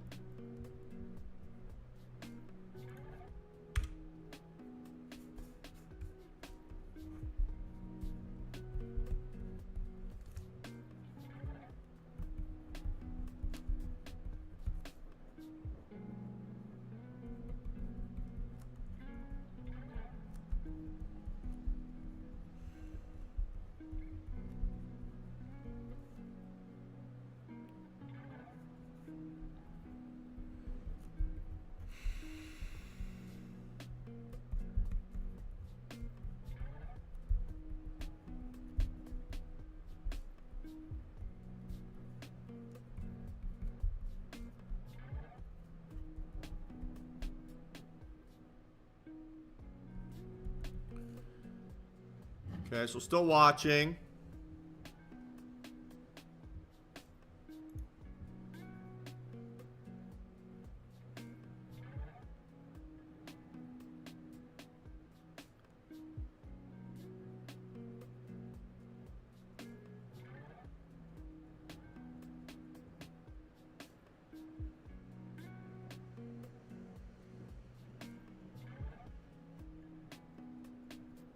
Still no entry.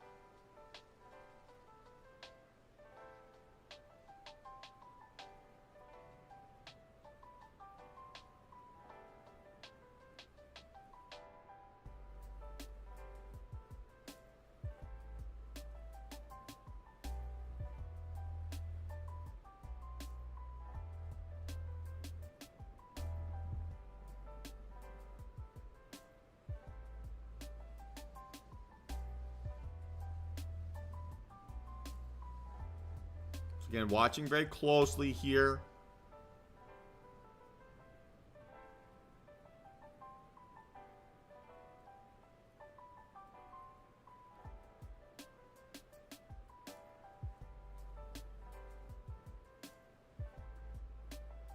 Trying to get above 24.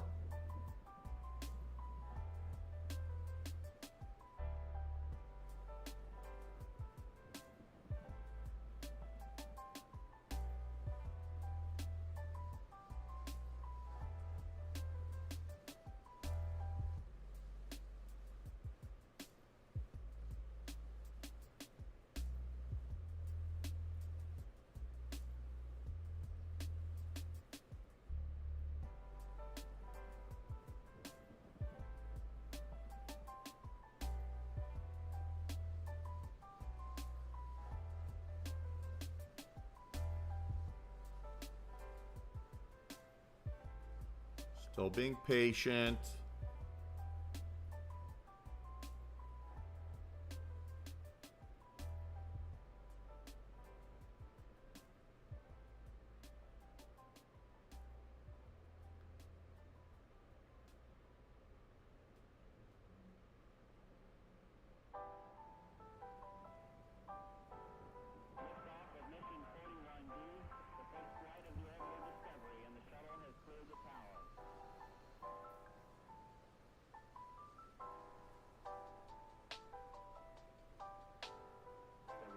Computers now have primary control of critical vehicle functions.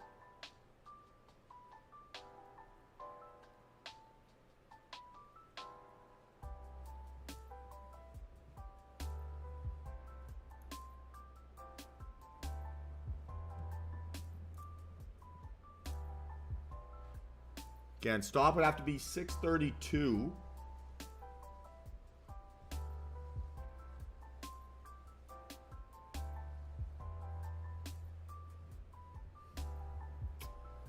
We got a little bit too picky there.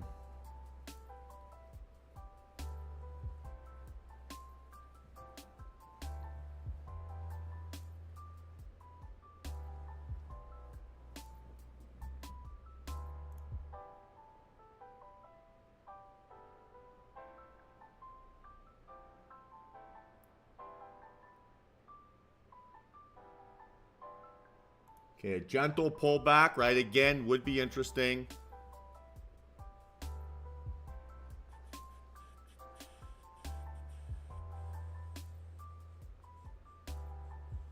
I should have had the courage at that 625 area.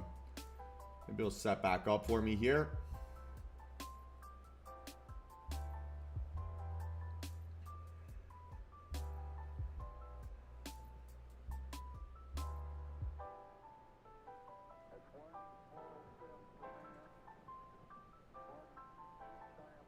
Again, it's a little low vol pullback.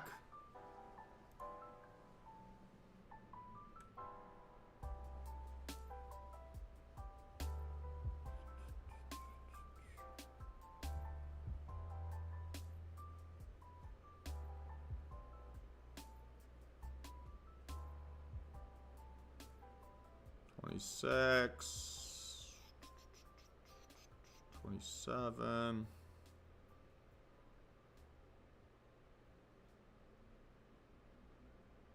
Okay, guys, I am in short 628. Stop at 32. 3 contracts.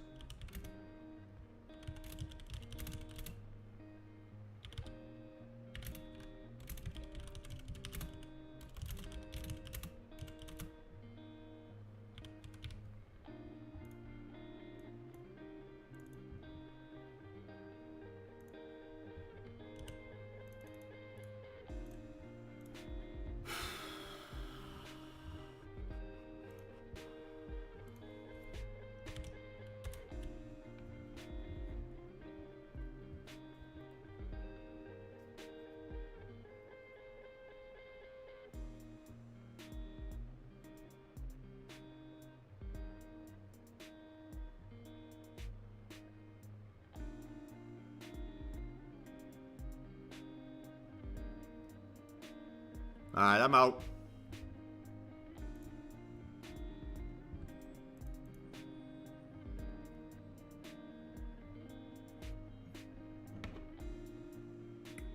Ay, ay, ay.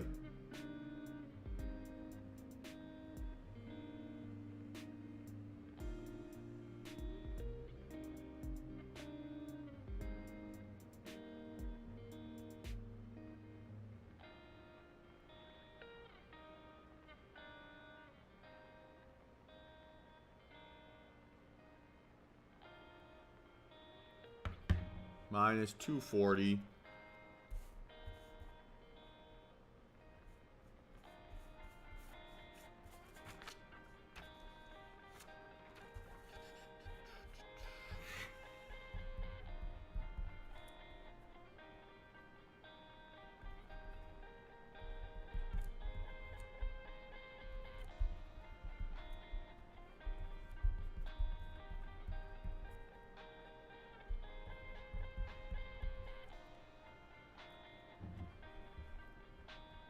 Oh, it's just setting up still. Painful.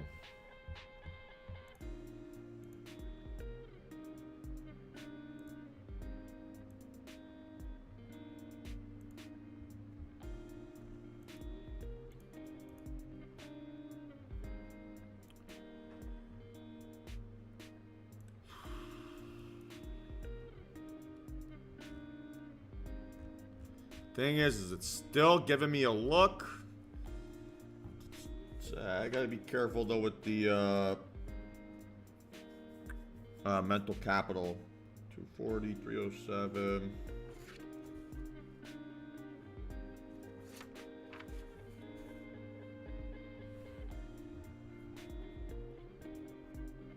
Frick.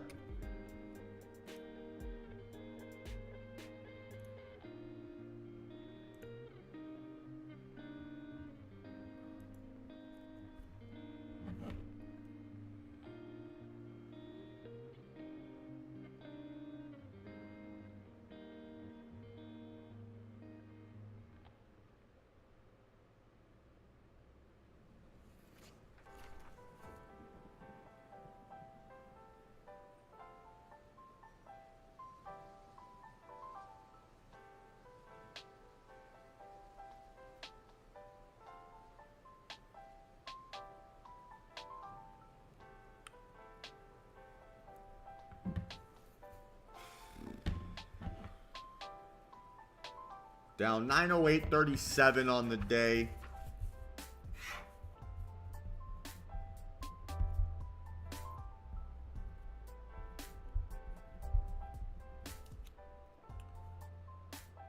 Feel a little bit like I'm getting tortured to death. Just a smidge.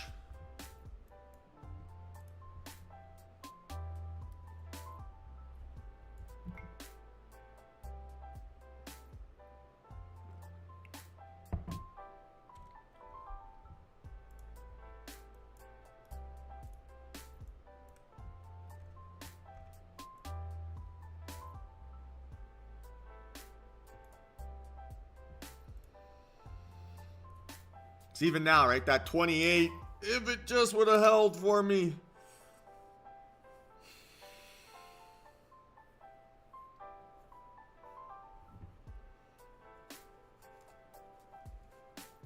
Ah, that's fantastic, Gabe. Yeah. 126 is not bad at all.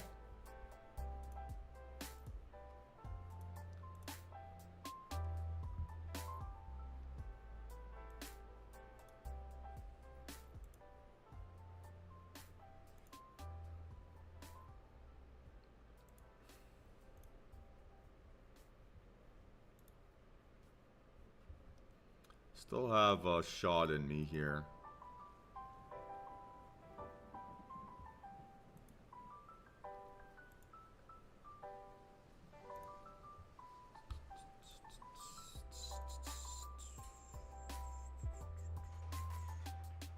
Oh, I'm sorry to hear that, Mike. Hopefully you're okay. Health-wise, nothing worse.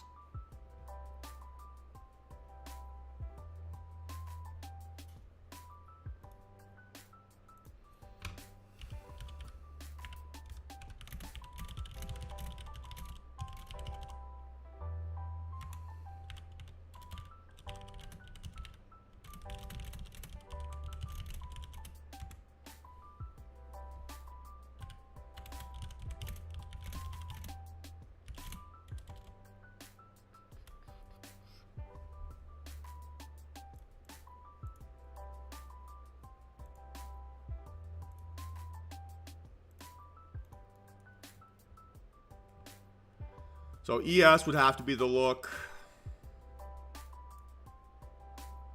Targeting low of day.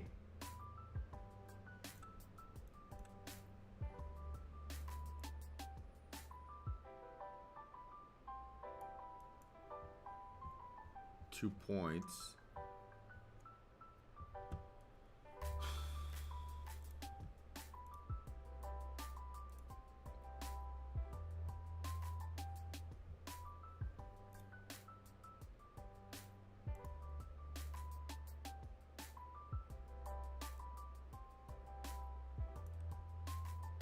I want this more.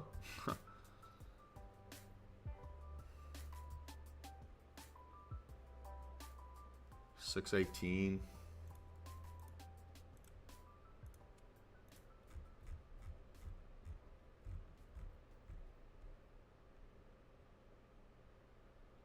Of course.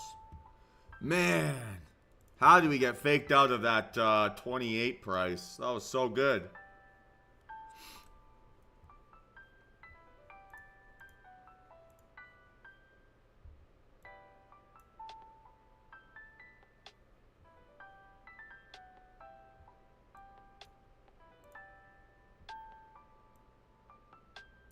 Okay, so now stop would have to be 607. We're probably not going to get the sizing we want here, right?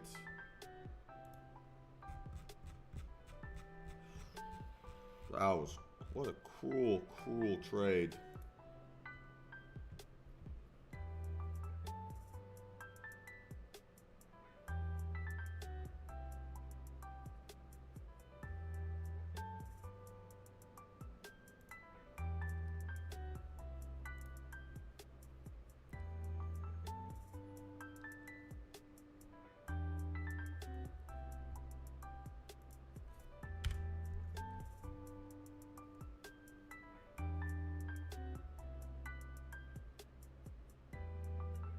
Okay, we're getting our chance here, potentially.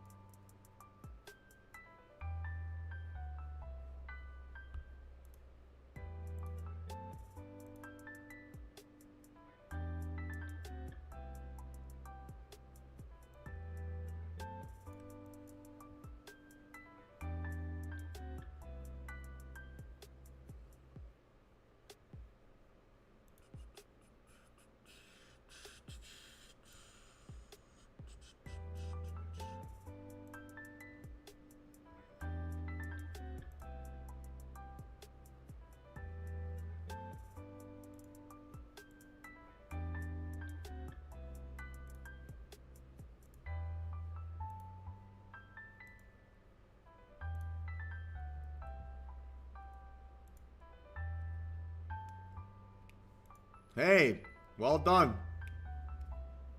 1,300 bucks on the day is fantastic.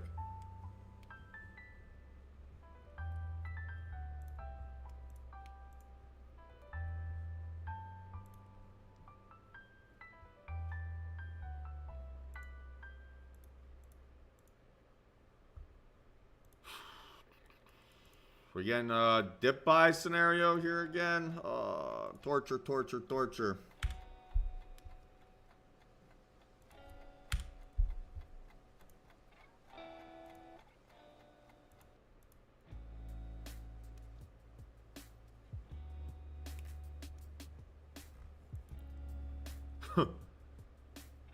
Man, I still can't get over that 628 fake out.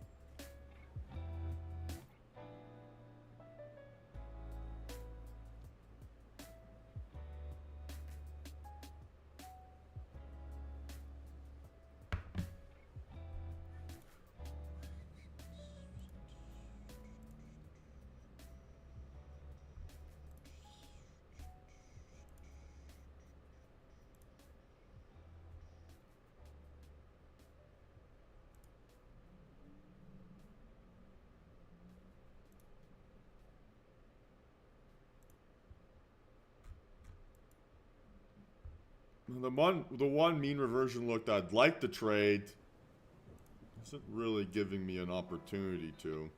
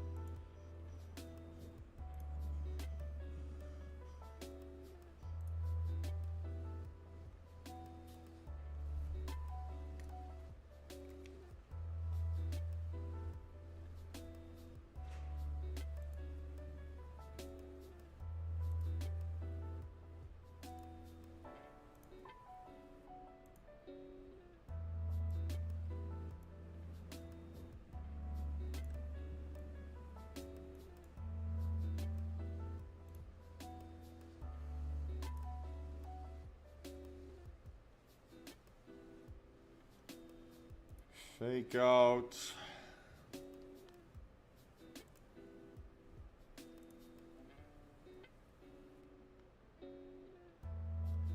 So who's going to drag who over the psych level? Is NQ going to get dragged down by ES? Or is NQ going to drag ES back up above 61?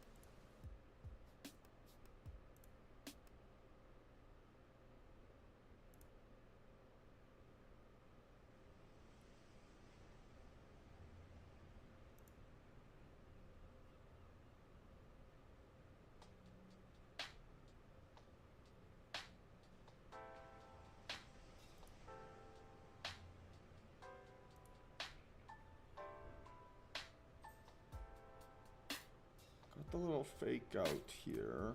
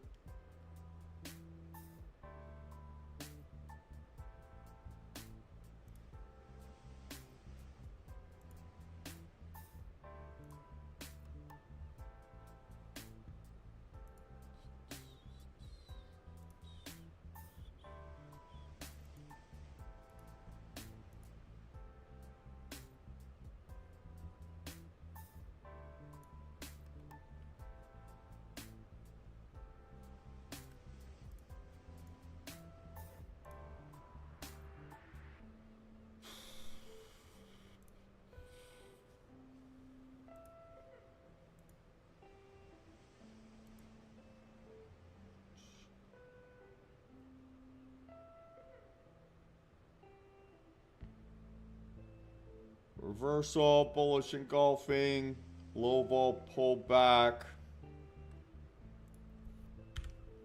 bullish trend, 600 bounce.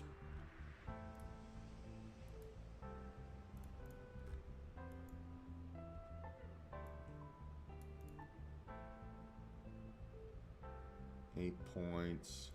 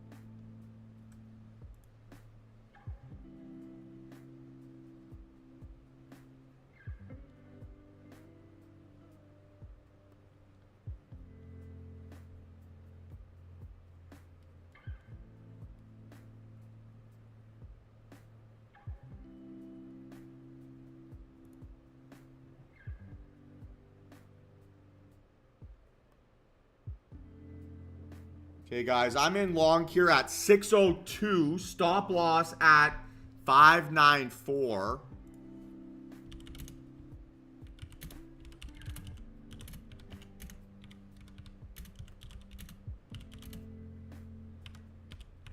And I have 3 contracts here.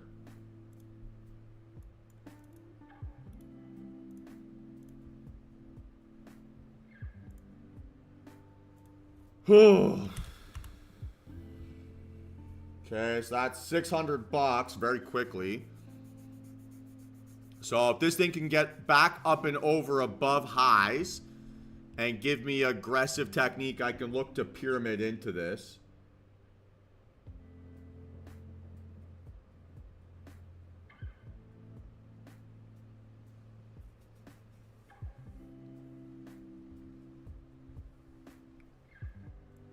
All right, so it'd have to be something like this. So stop loss now, 607.50.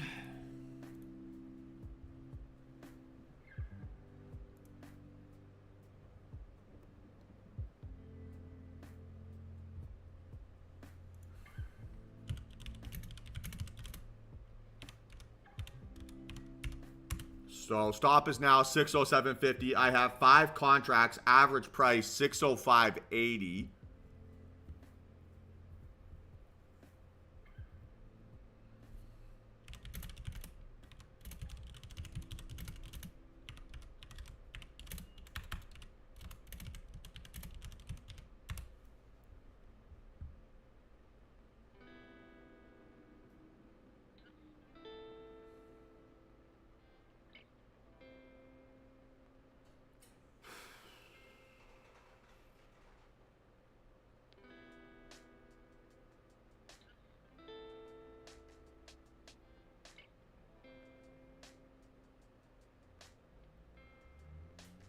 Come on. If we can get over 620, I'm in great shape here.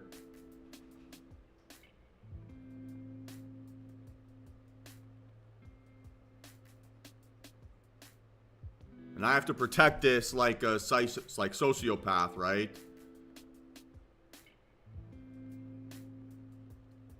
So far, so good. There's $1,000.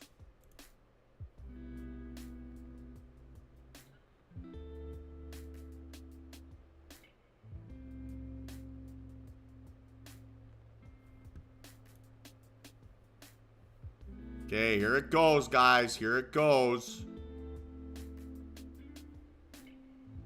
Oh my God, what a stressful day.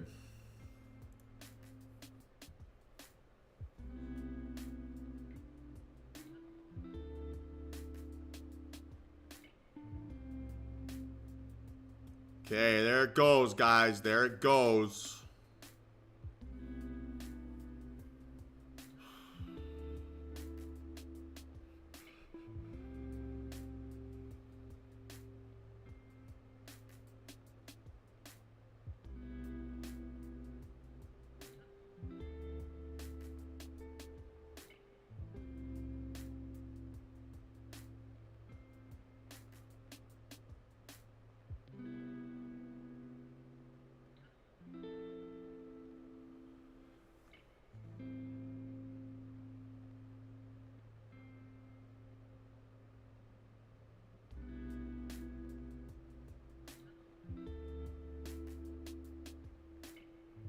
Come on.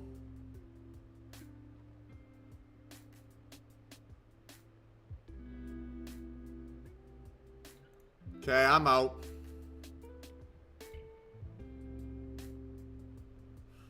Out at 620.50, 621.50.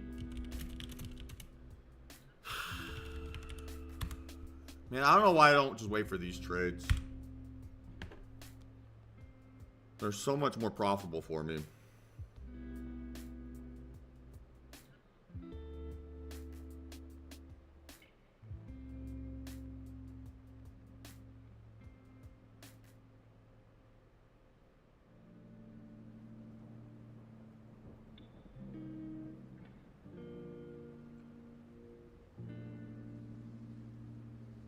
That's plus 1570 on that.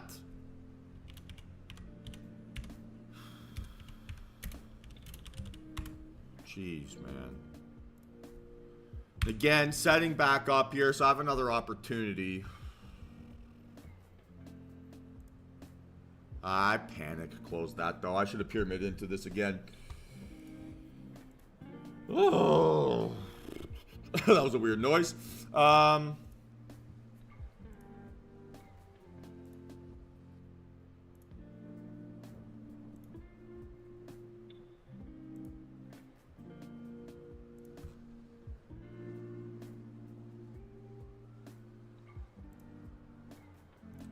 So I have another shot at this, I would say.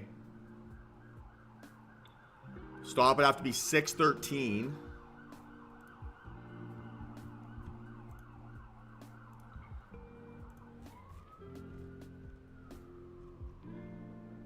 Fine, what was the first thing I said here today? I wanted a day where I didn't feel like I was working. I did not get that. All right.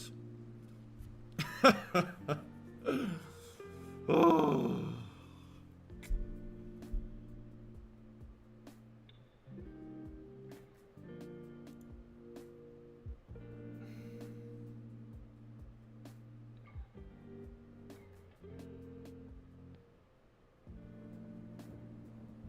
Man, that close was so early. That could have been another $1,500 easy. Who's still with me here?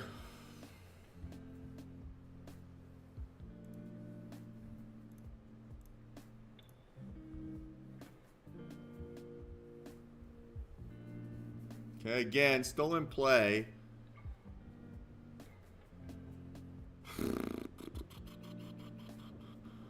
Let's go, Mike. Nearly $800 on the day. Congratulations.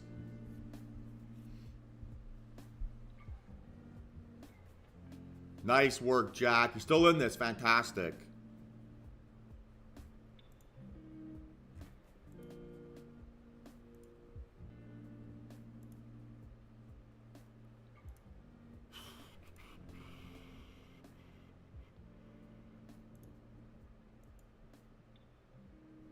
I got so out so early on that.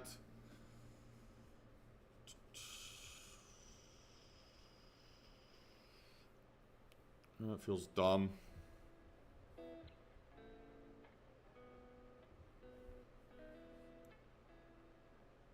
So we're going to look for something like this, right? A 24 stop loss. I gotta say, my sweet spot this week has kind of been later in the morning, really tight risk NQ trades where I can buy 3, 4, 5 contracts, but like 5 points of risk. It's really nice.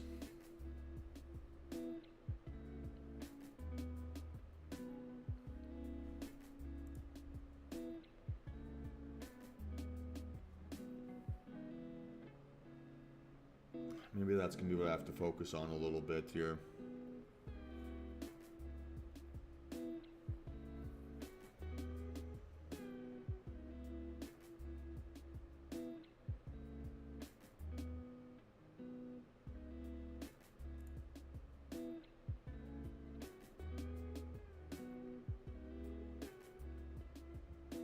Okay, so I'm back in here.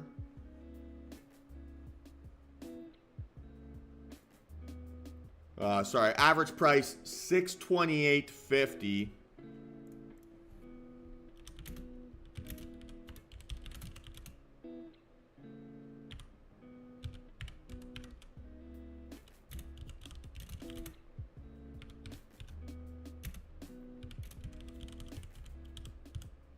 It's just 2 contracts here. Again, if this gives me a pop, I will look to pyramid into this. Whew.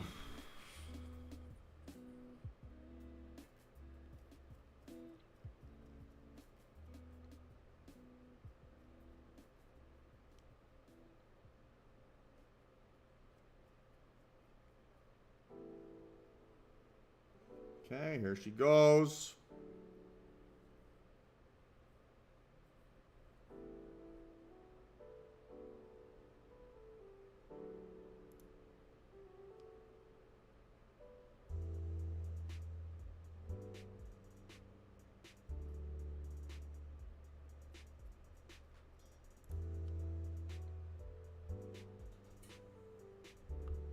So now I want to push my stop loss to be 27.50. So I can't pyramid into this. Shit, I might just take this and run.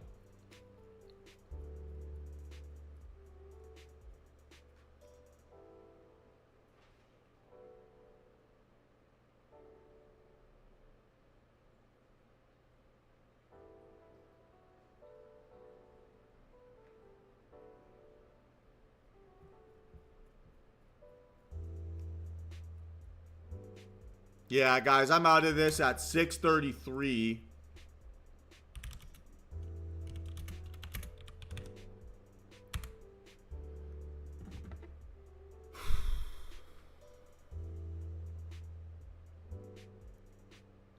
Again, if it resets up, right, I will try another stab here.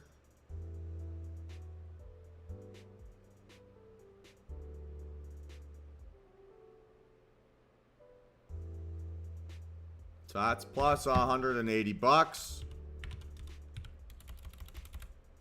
Now we're finding some momentum. Jeez.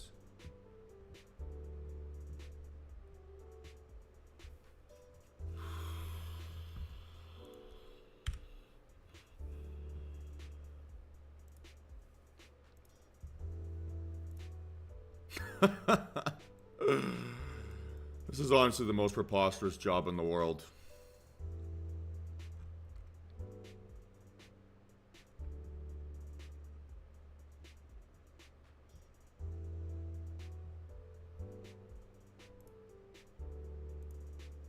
So again, stop here now, potentially 624.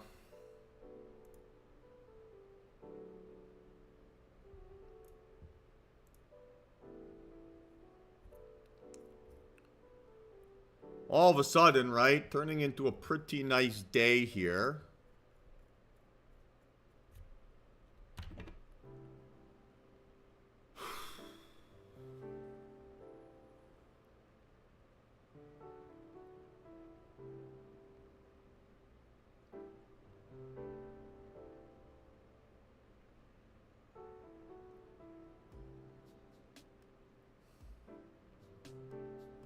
So $843 on the day. Gosh, my intraday P&L graph is going to be wild.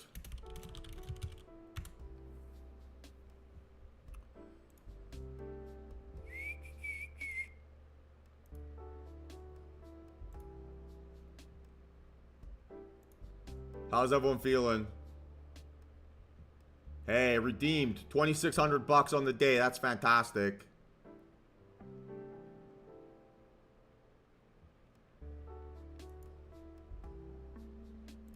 Well, I've got no problems, Mike, with you closing your trades as your P&L is increasing. I will never complain about that.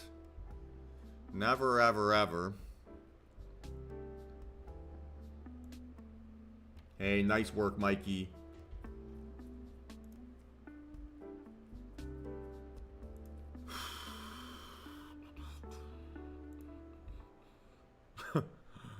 Oh, man. How's everyone feeling?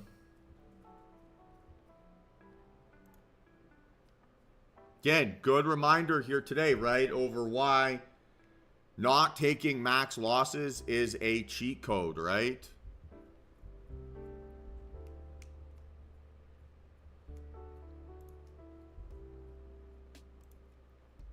Like, that is literally, had I been trading this many setups, taking every trade to a max loss here, would have been red, right? Instead, up, you know, 840 bucks per account, right? Like, it's a nice day turning into a monster week. And there's still some juice left. Just trying to not be a dumbass.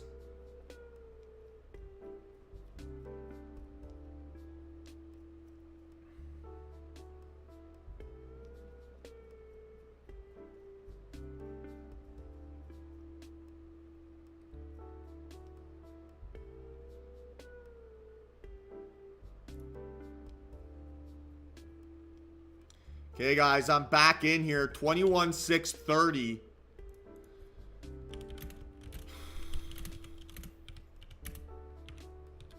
Three contracts. Stop at 624.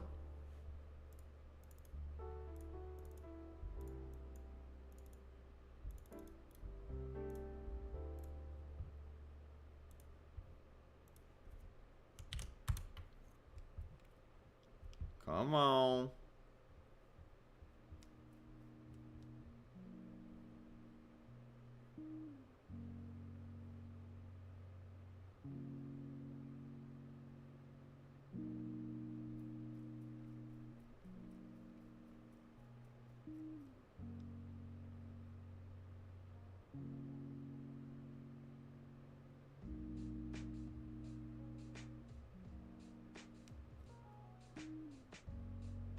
I'm out, guys. I am out.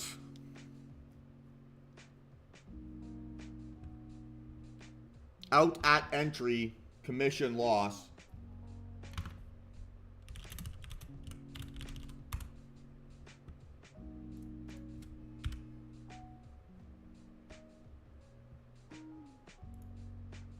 Once it got stuck at that 630.25, have to get out. Have to. So that's a minus 1250.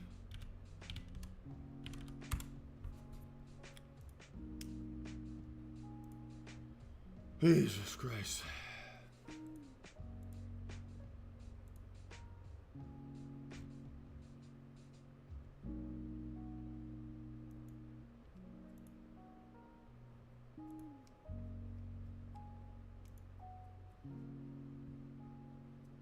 Right, so if we go back to this, right?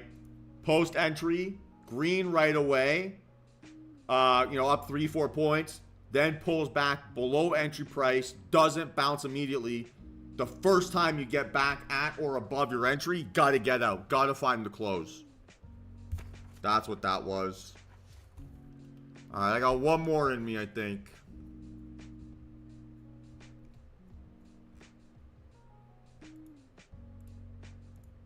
How's everyone feeling? Alive still? Okay?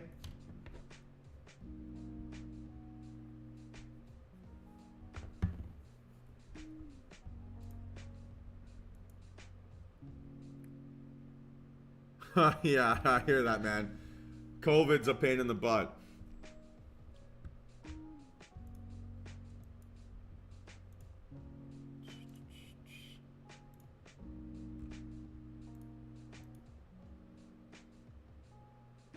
Again, right? I'm making my win rate irrelevant here today.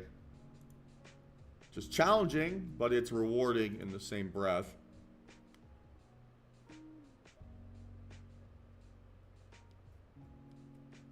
Good man, Jack. Good man. So, rejection, low vol pullback, confirmation of a breakdown lower.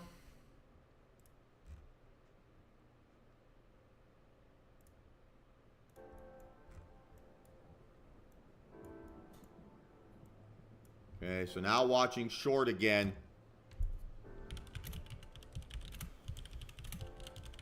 $624 would have to be the stop for now.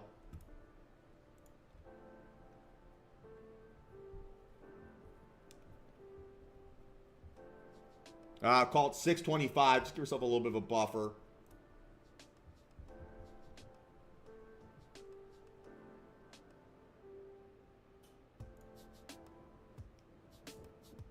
Okay, guys, I'm in short. 620.75.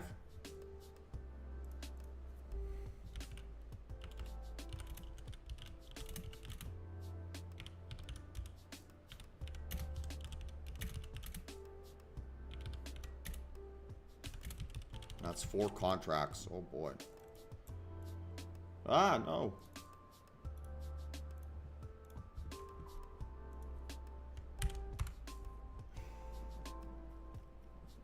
Okay, see if they can flush here. Come on, baby.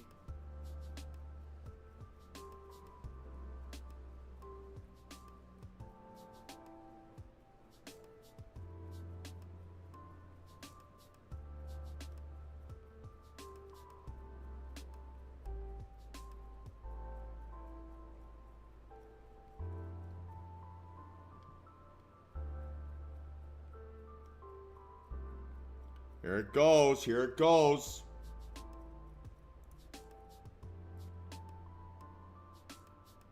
Okay, guys, I'm out. Close price 611. Woo! Plus 780.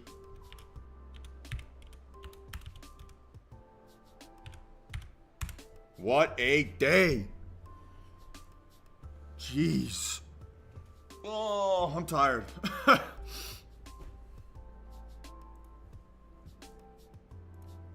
I am tired. How you guys feeling?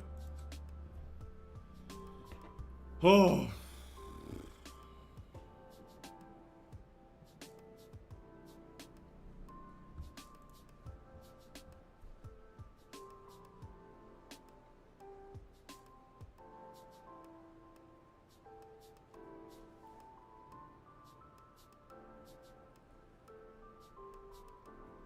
So 16-12-03 on the day here.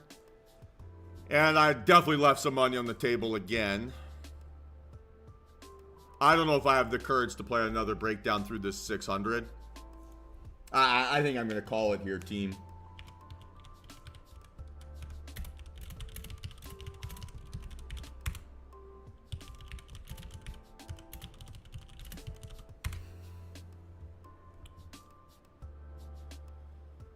Oh.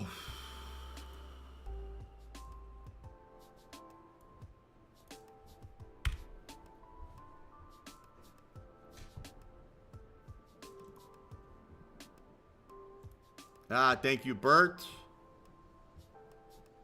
Not bad. Not bad here at all.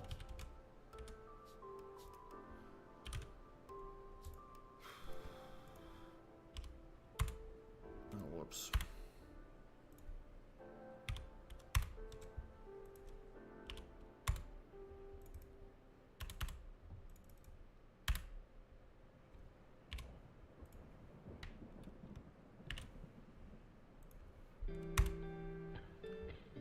So what a week, guys. What a week. 28, 8, 57, 18 on the week.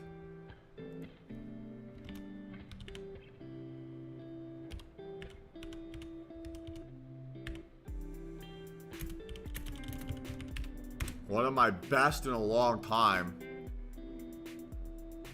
Honestly, nearly the amount of P&L that I had in November in just the last week.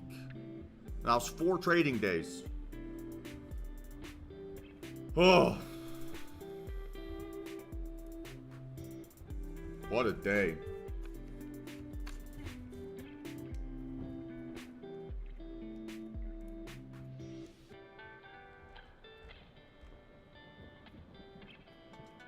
Okay, so 0 for 1. 0 for 2.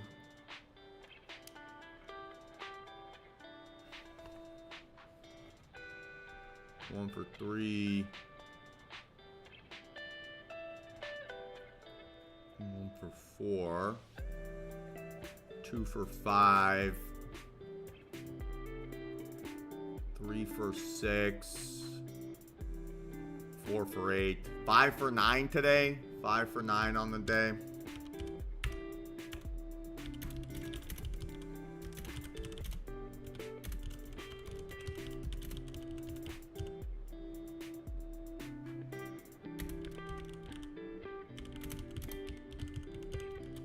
So it can essentially be, right, viewed as like a 5 for 7 because it's a combined $60 loss on 2 of those losing trades.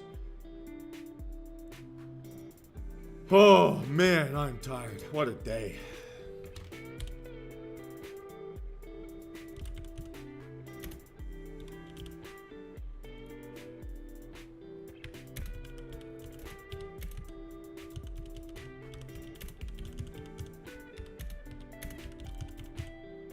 And not a single max loss here today, team. That is fan-freaking-tastic.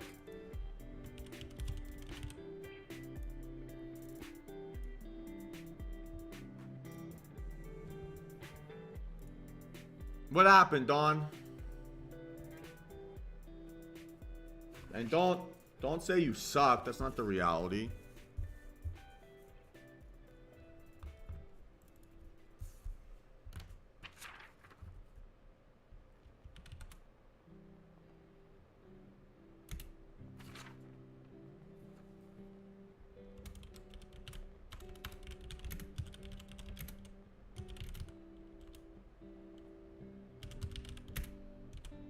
So that should be the thing you study, right? If you think it's just timing the entry, now you start tracking what was your entry, what was best entry, what was worst entry. Were you closer to best? Were you closer to worst?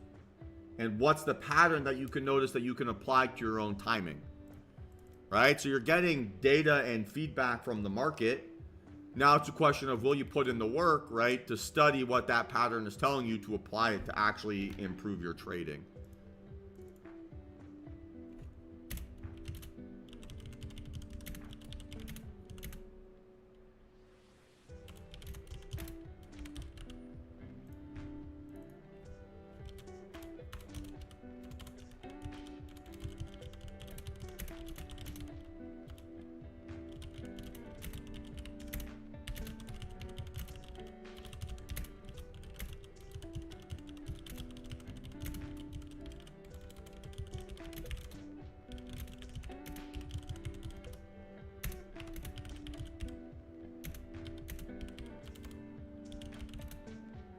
Sounds good, Jack. Hopefully a nice green week for you, sir.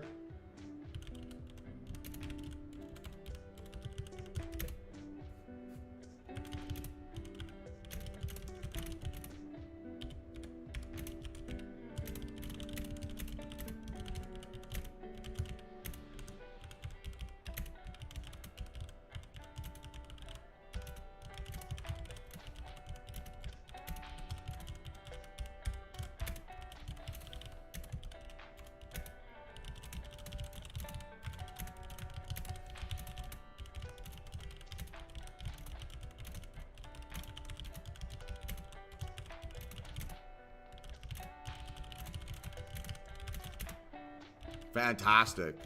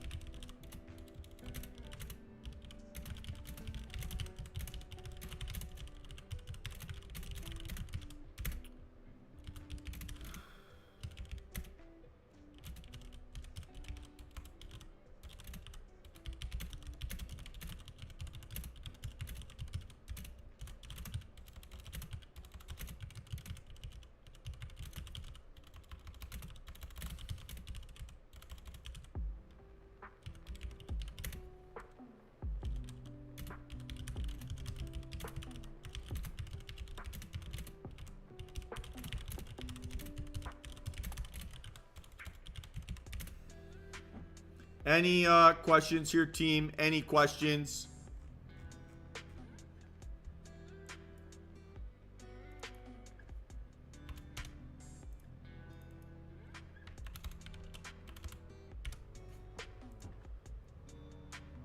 Whew.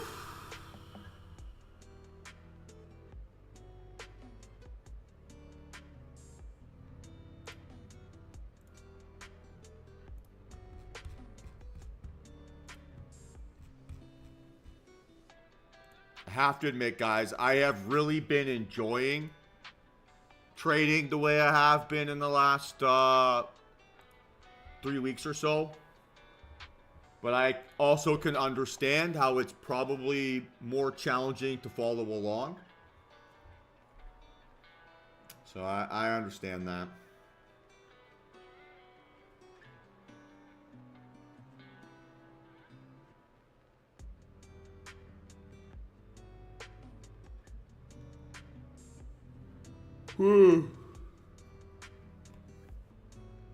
All right, team. Final call for questions here. Final call for questions.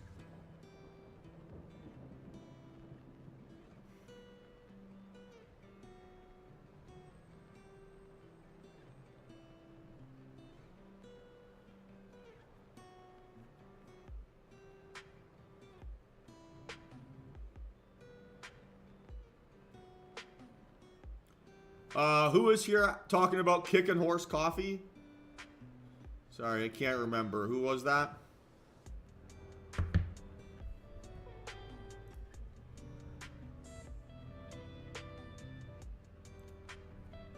Yeah, you too, Joe.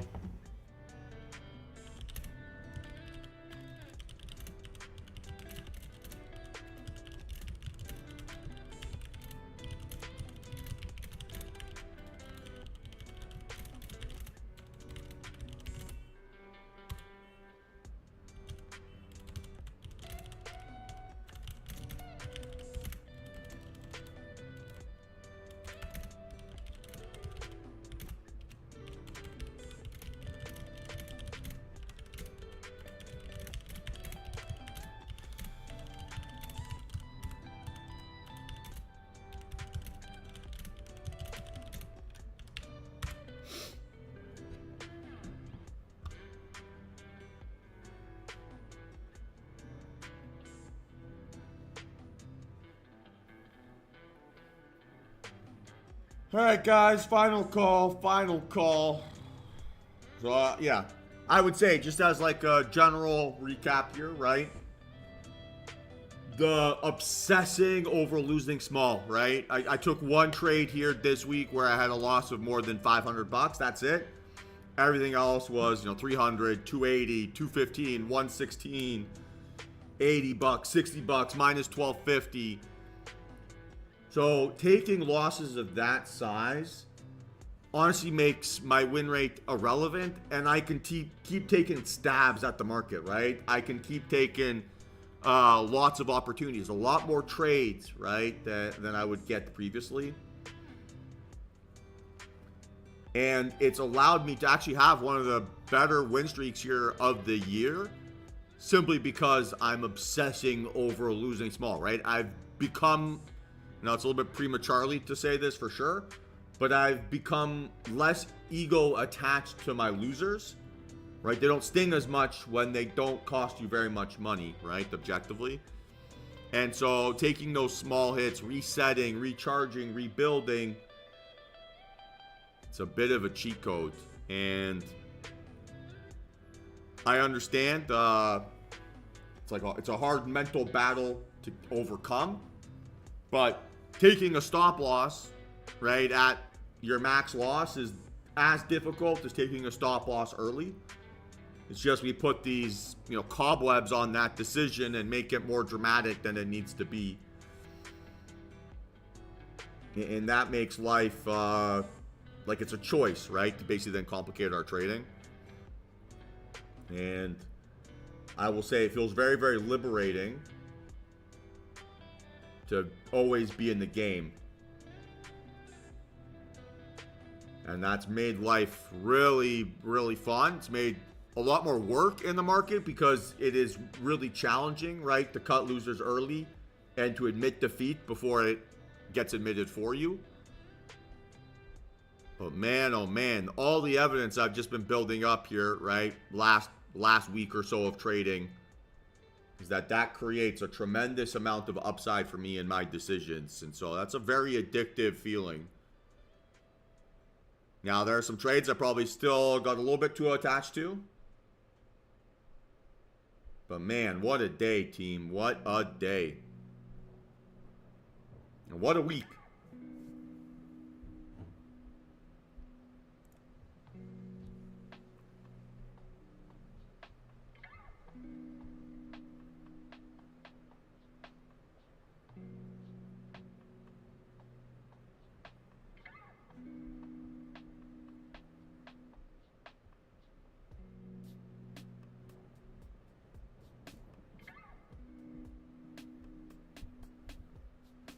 So, yeah, guys, I'm going to call it here for the day. Go enjoy a freezing cold Friday. But, yeah, I feel good today. I feel good. Had to work hard for a living. Had to work very hard for a living today. Man, oh man, is it fun when we can control those variables. So if you're a DTR guest, hopefully you learned a lot. You got better, made some money here today. Or at least saw the value of how obsessing over your risk management and being the best loser you can possibly be honestly makes life so much easier and makes it that much easier to be green. For DTR members, if you have any questions, any concerns, any comments, any feedback, anything along those lines, DMs are open always for you guys. So if you have any questions, obviously happy to either point you in the right direction, you know, help you figure out what you need to change or fix or improve.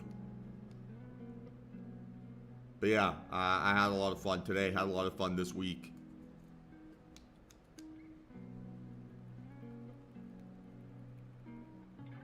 Yeah, just kind of reflecting a little bit. But yeah, team, awesome work today. So, same deal like always, right? Have yourselves a fantastic weekend. Hope you recharge, refresh, come back sharp, ready to go. And we'll come back killing it here, right, for Monday onward.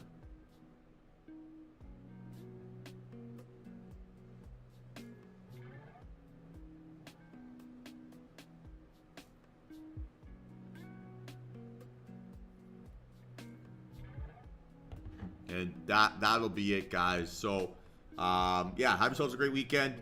Appreciate you all tuning in here today and trading along with me. That was a lot of fun. And let's keep crushing it here later in next week. I was going to say later in the week, but that's it. So have yourselves a great day, team.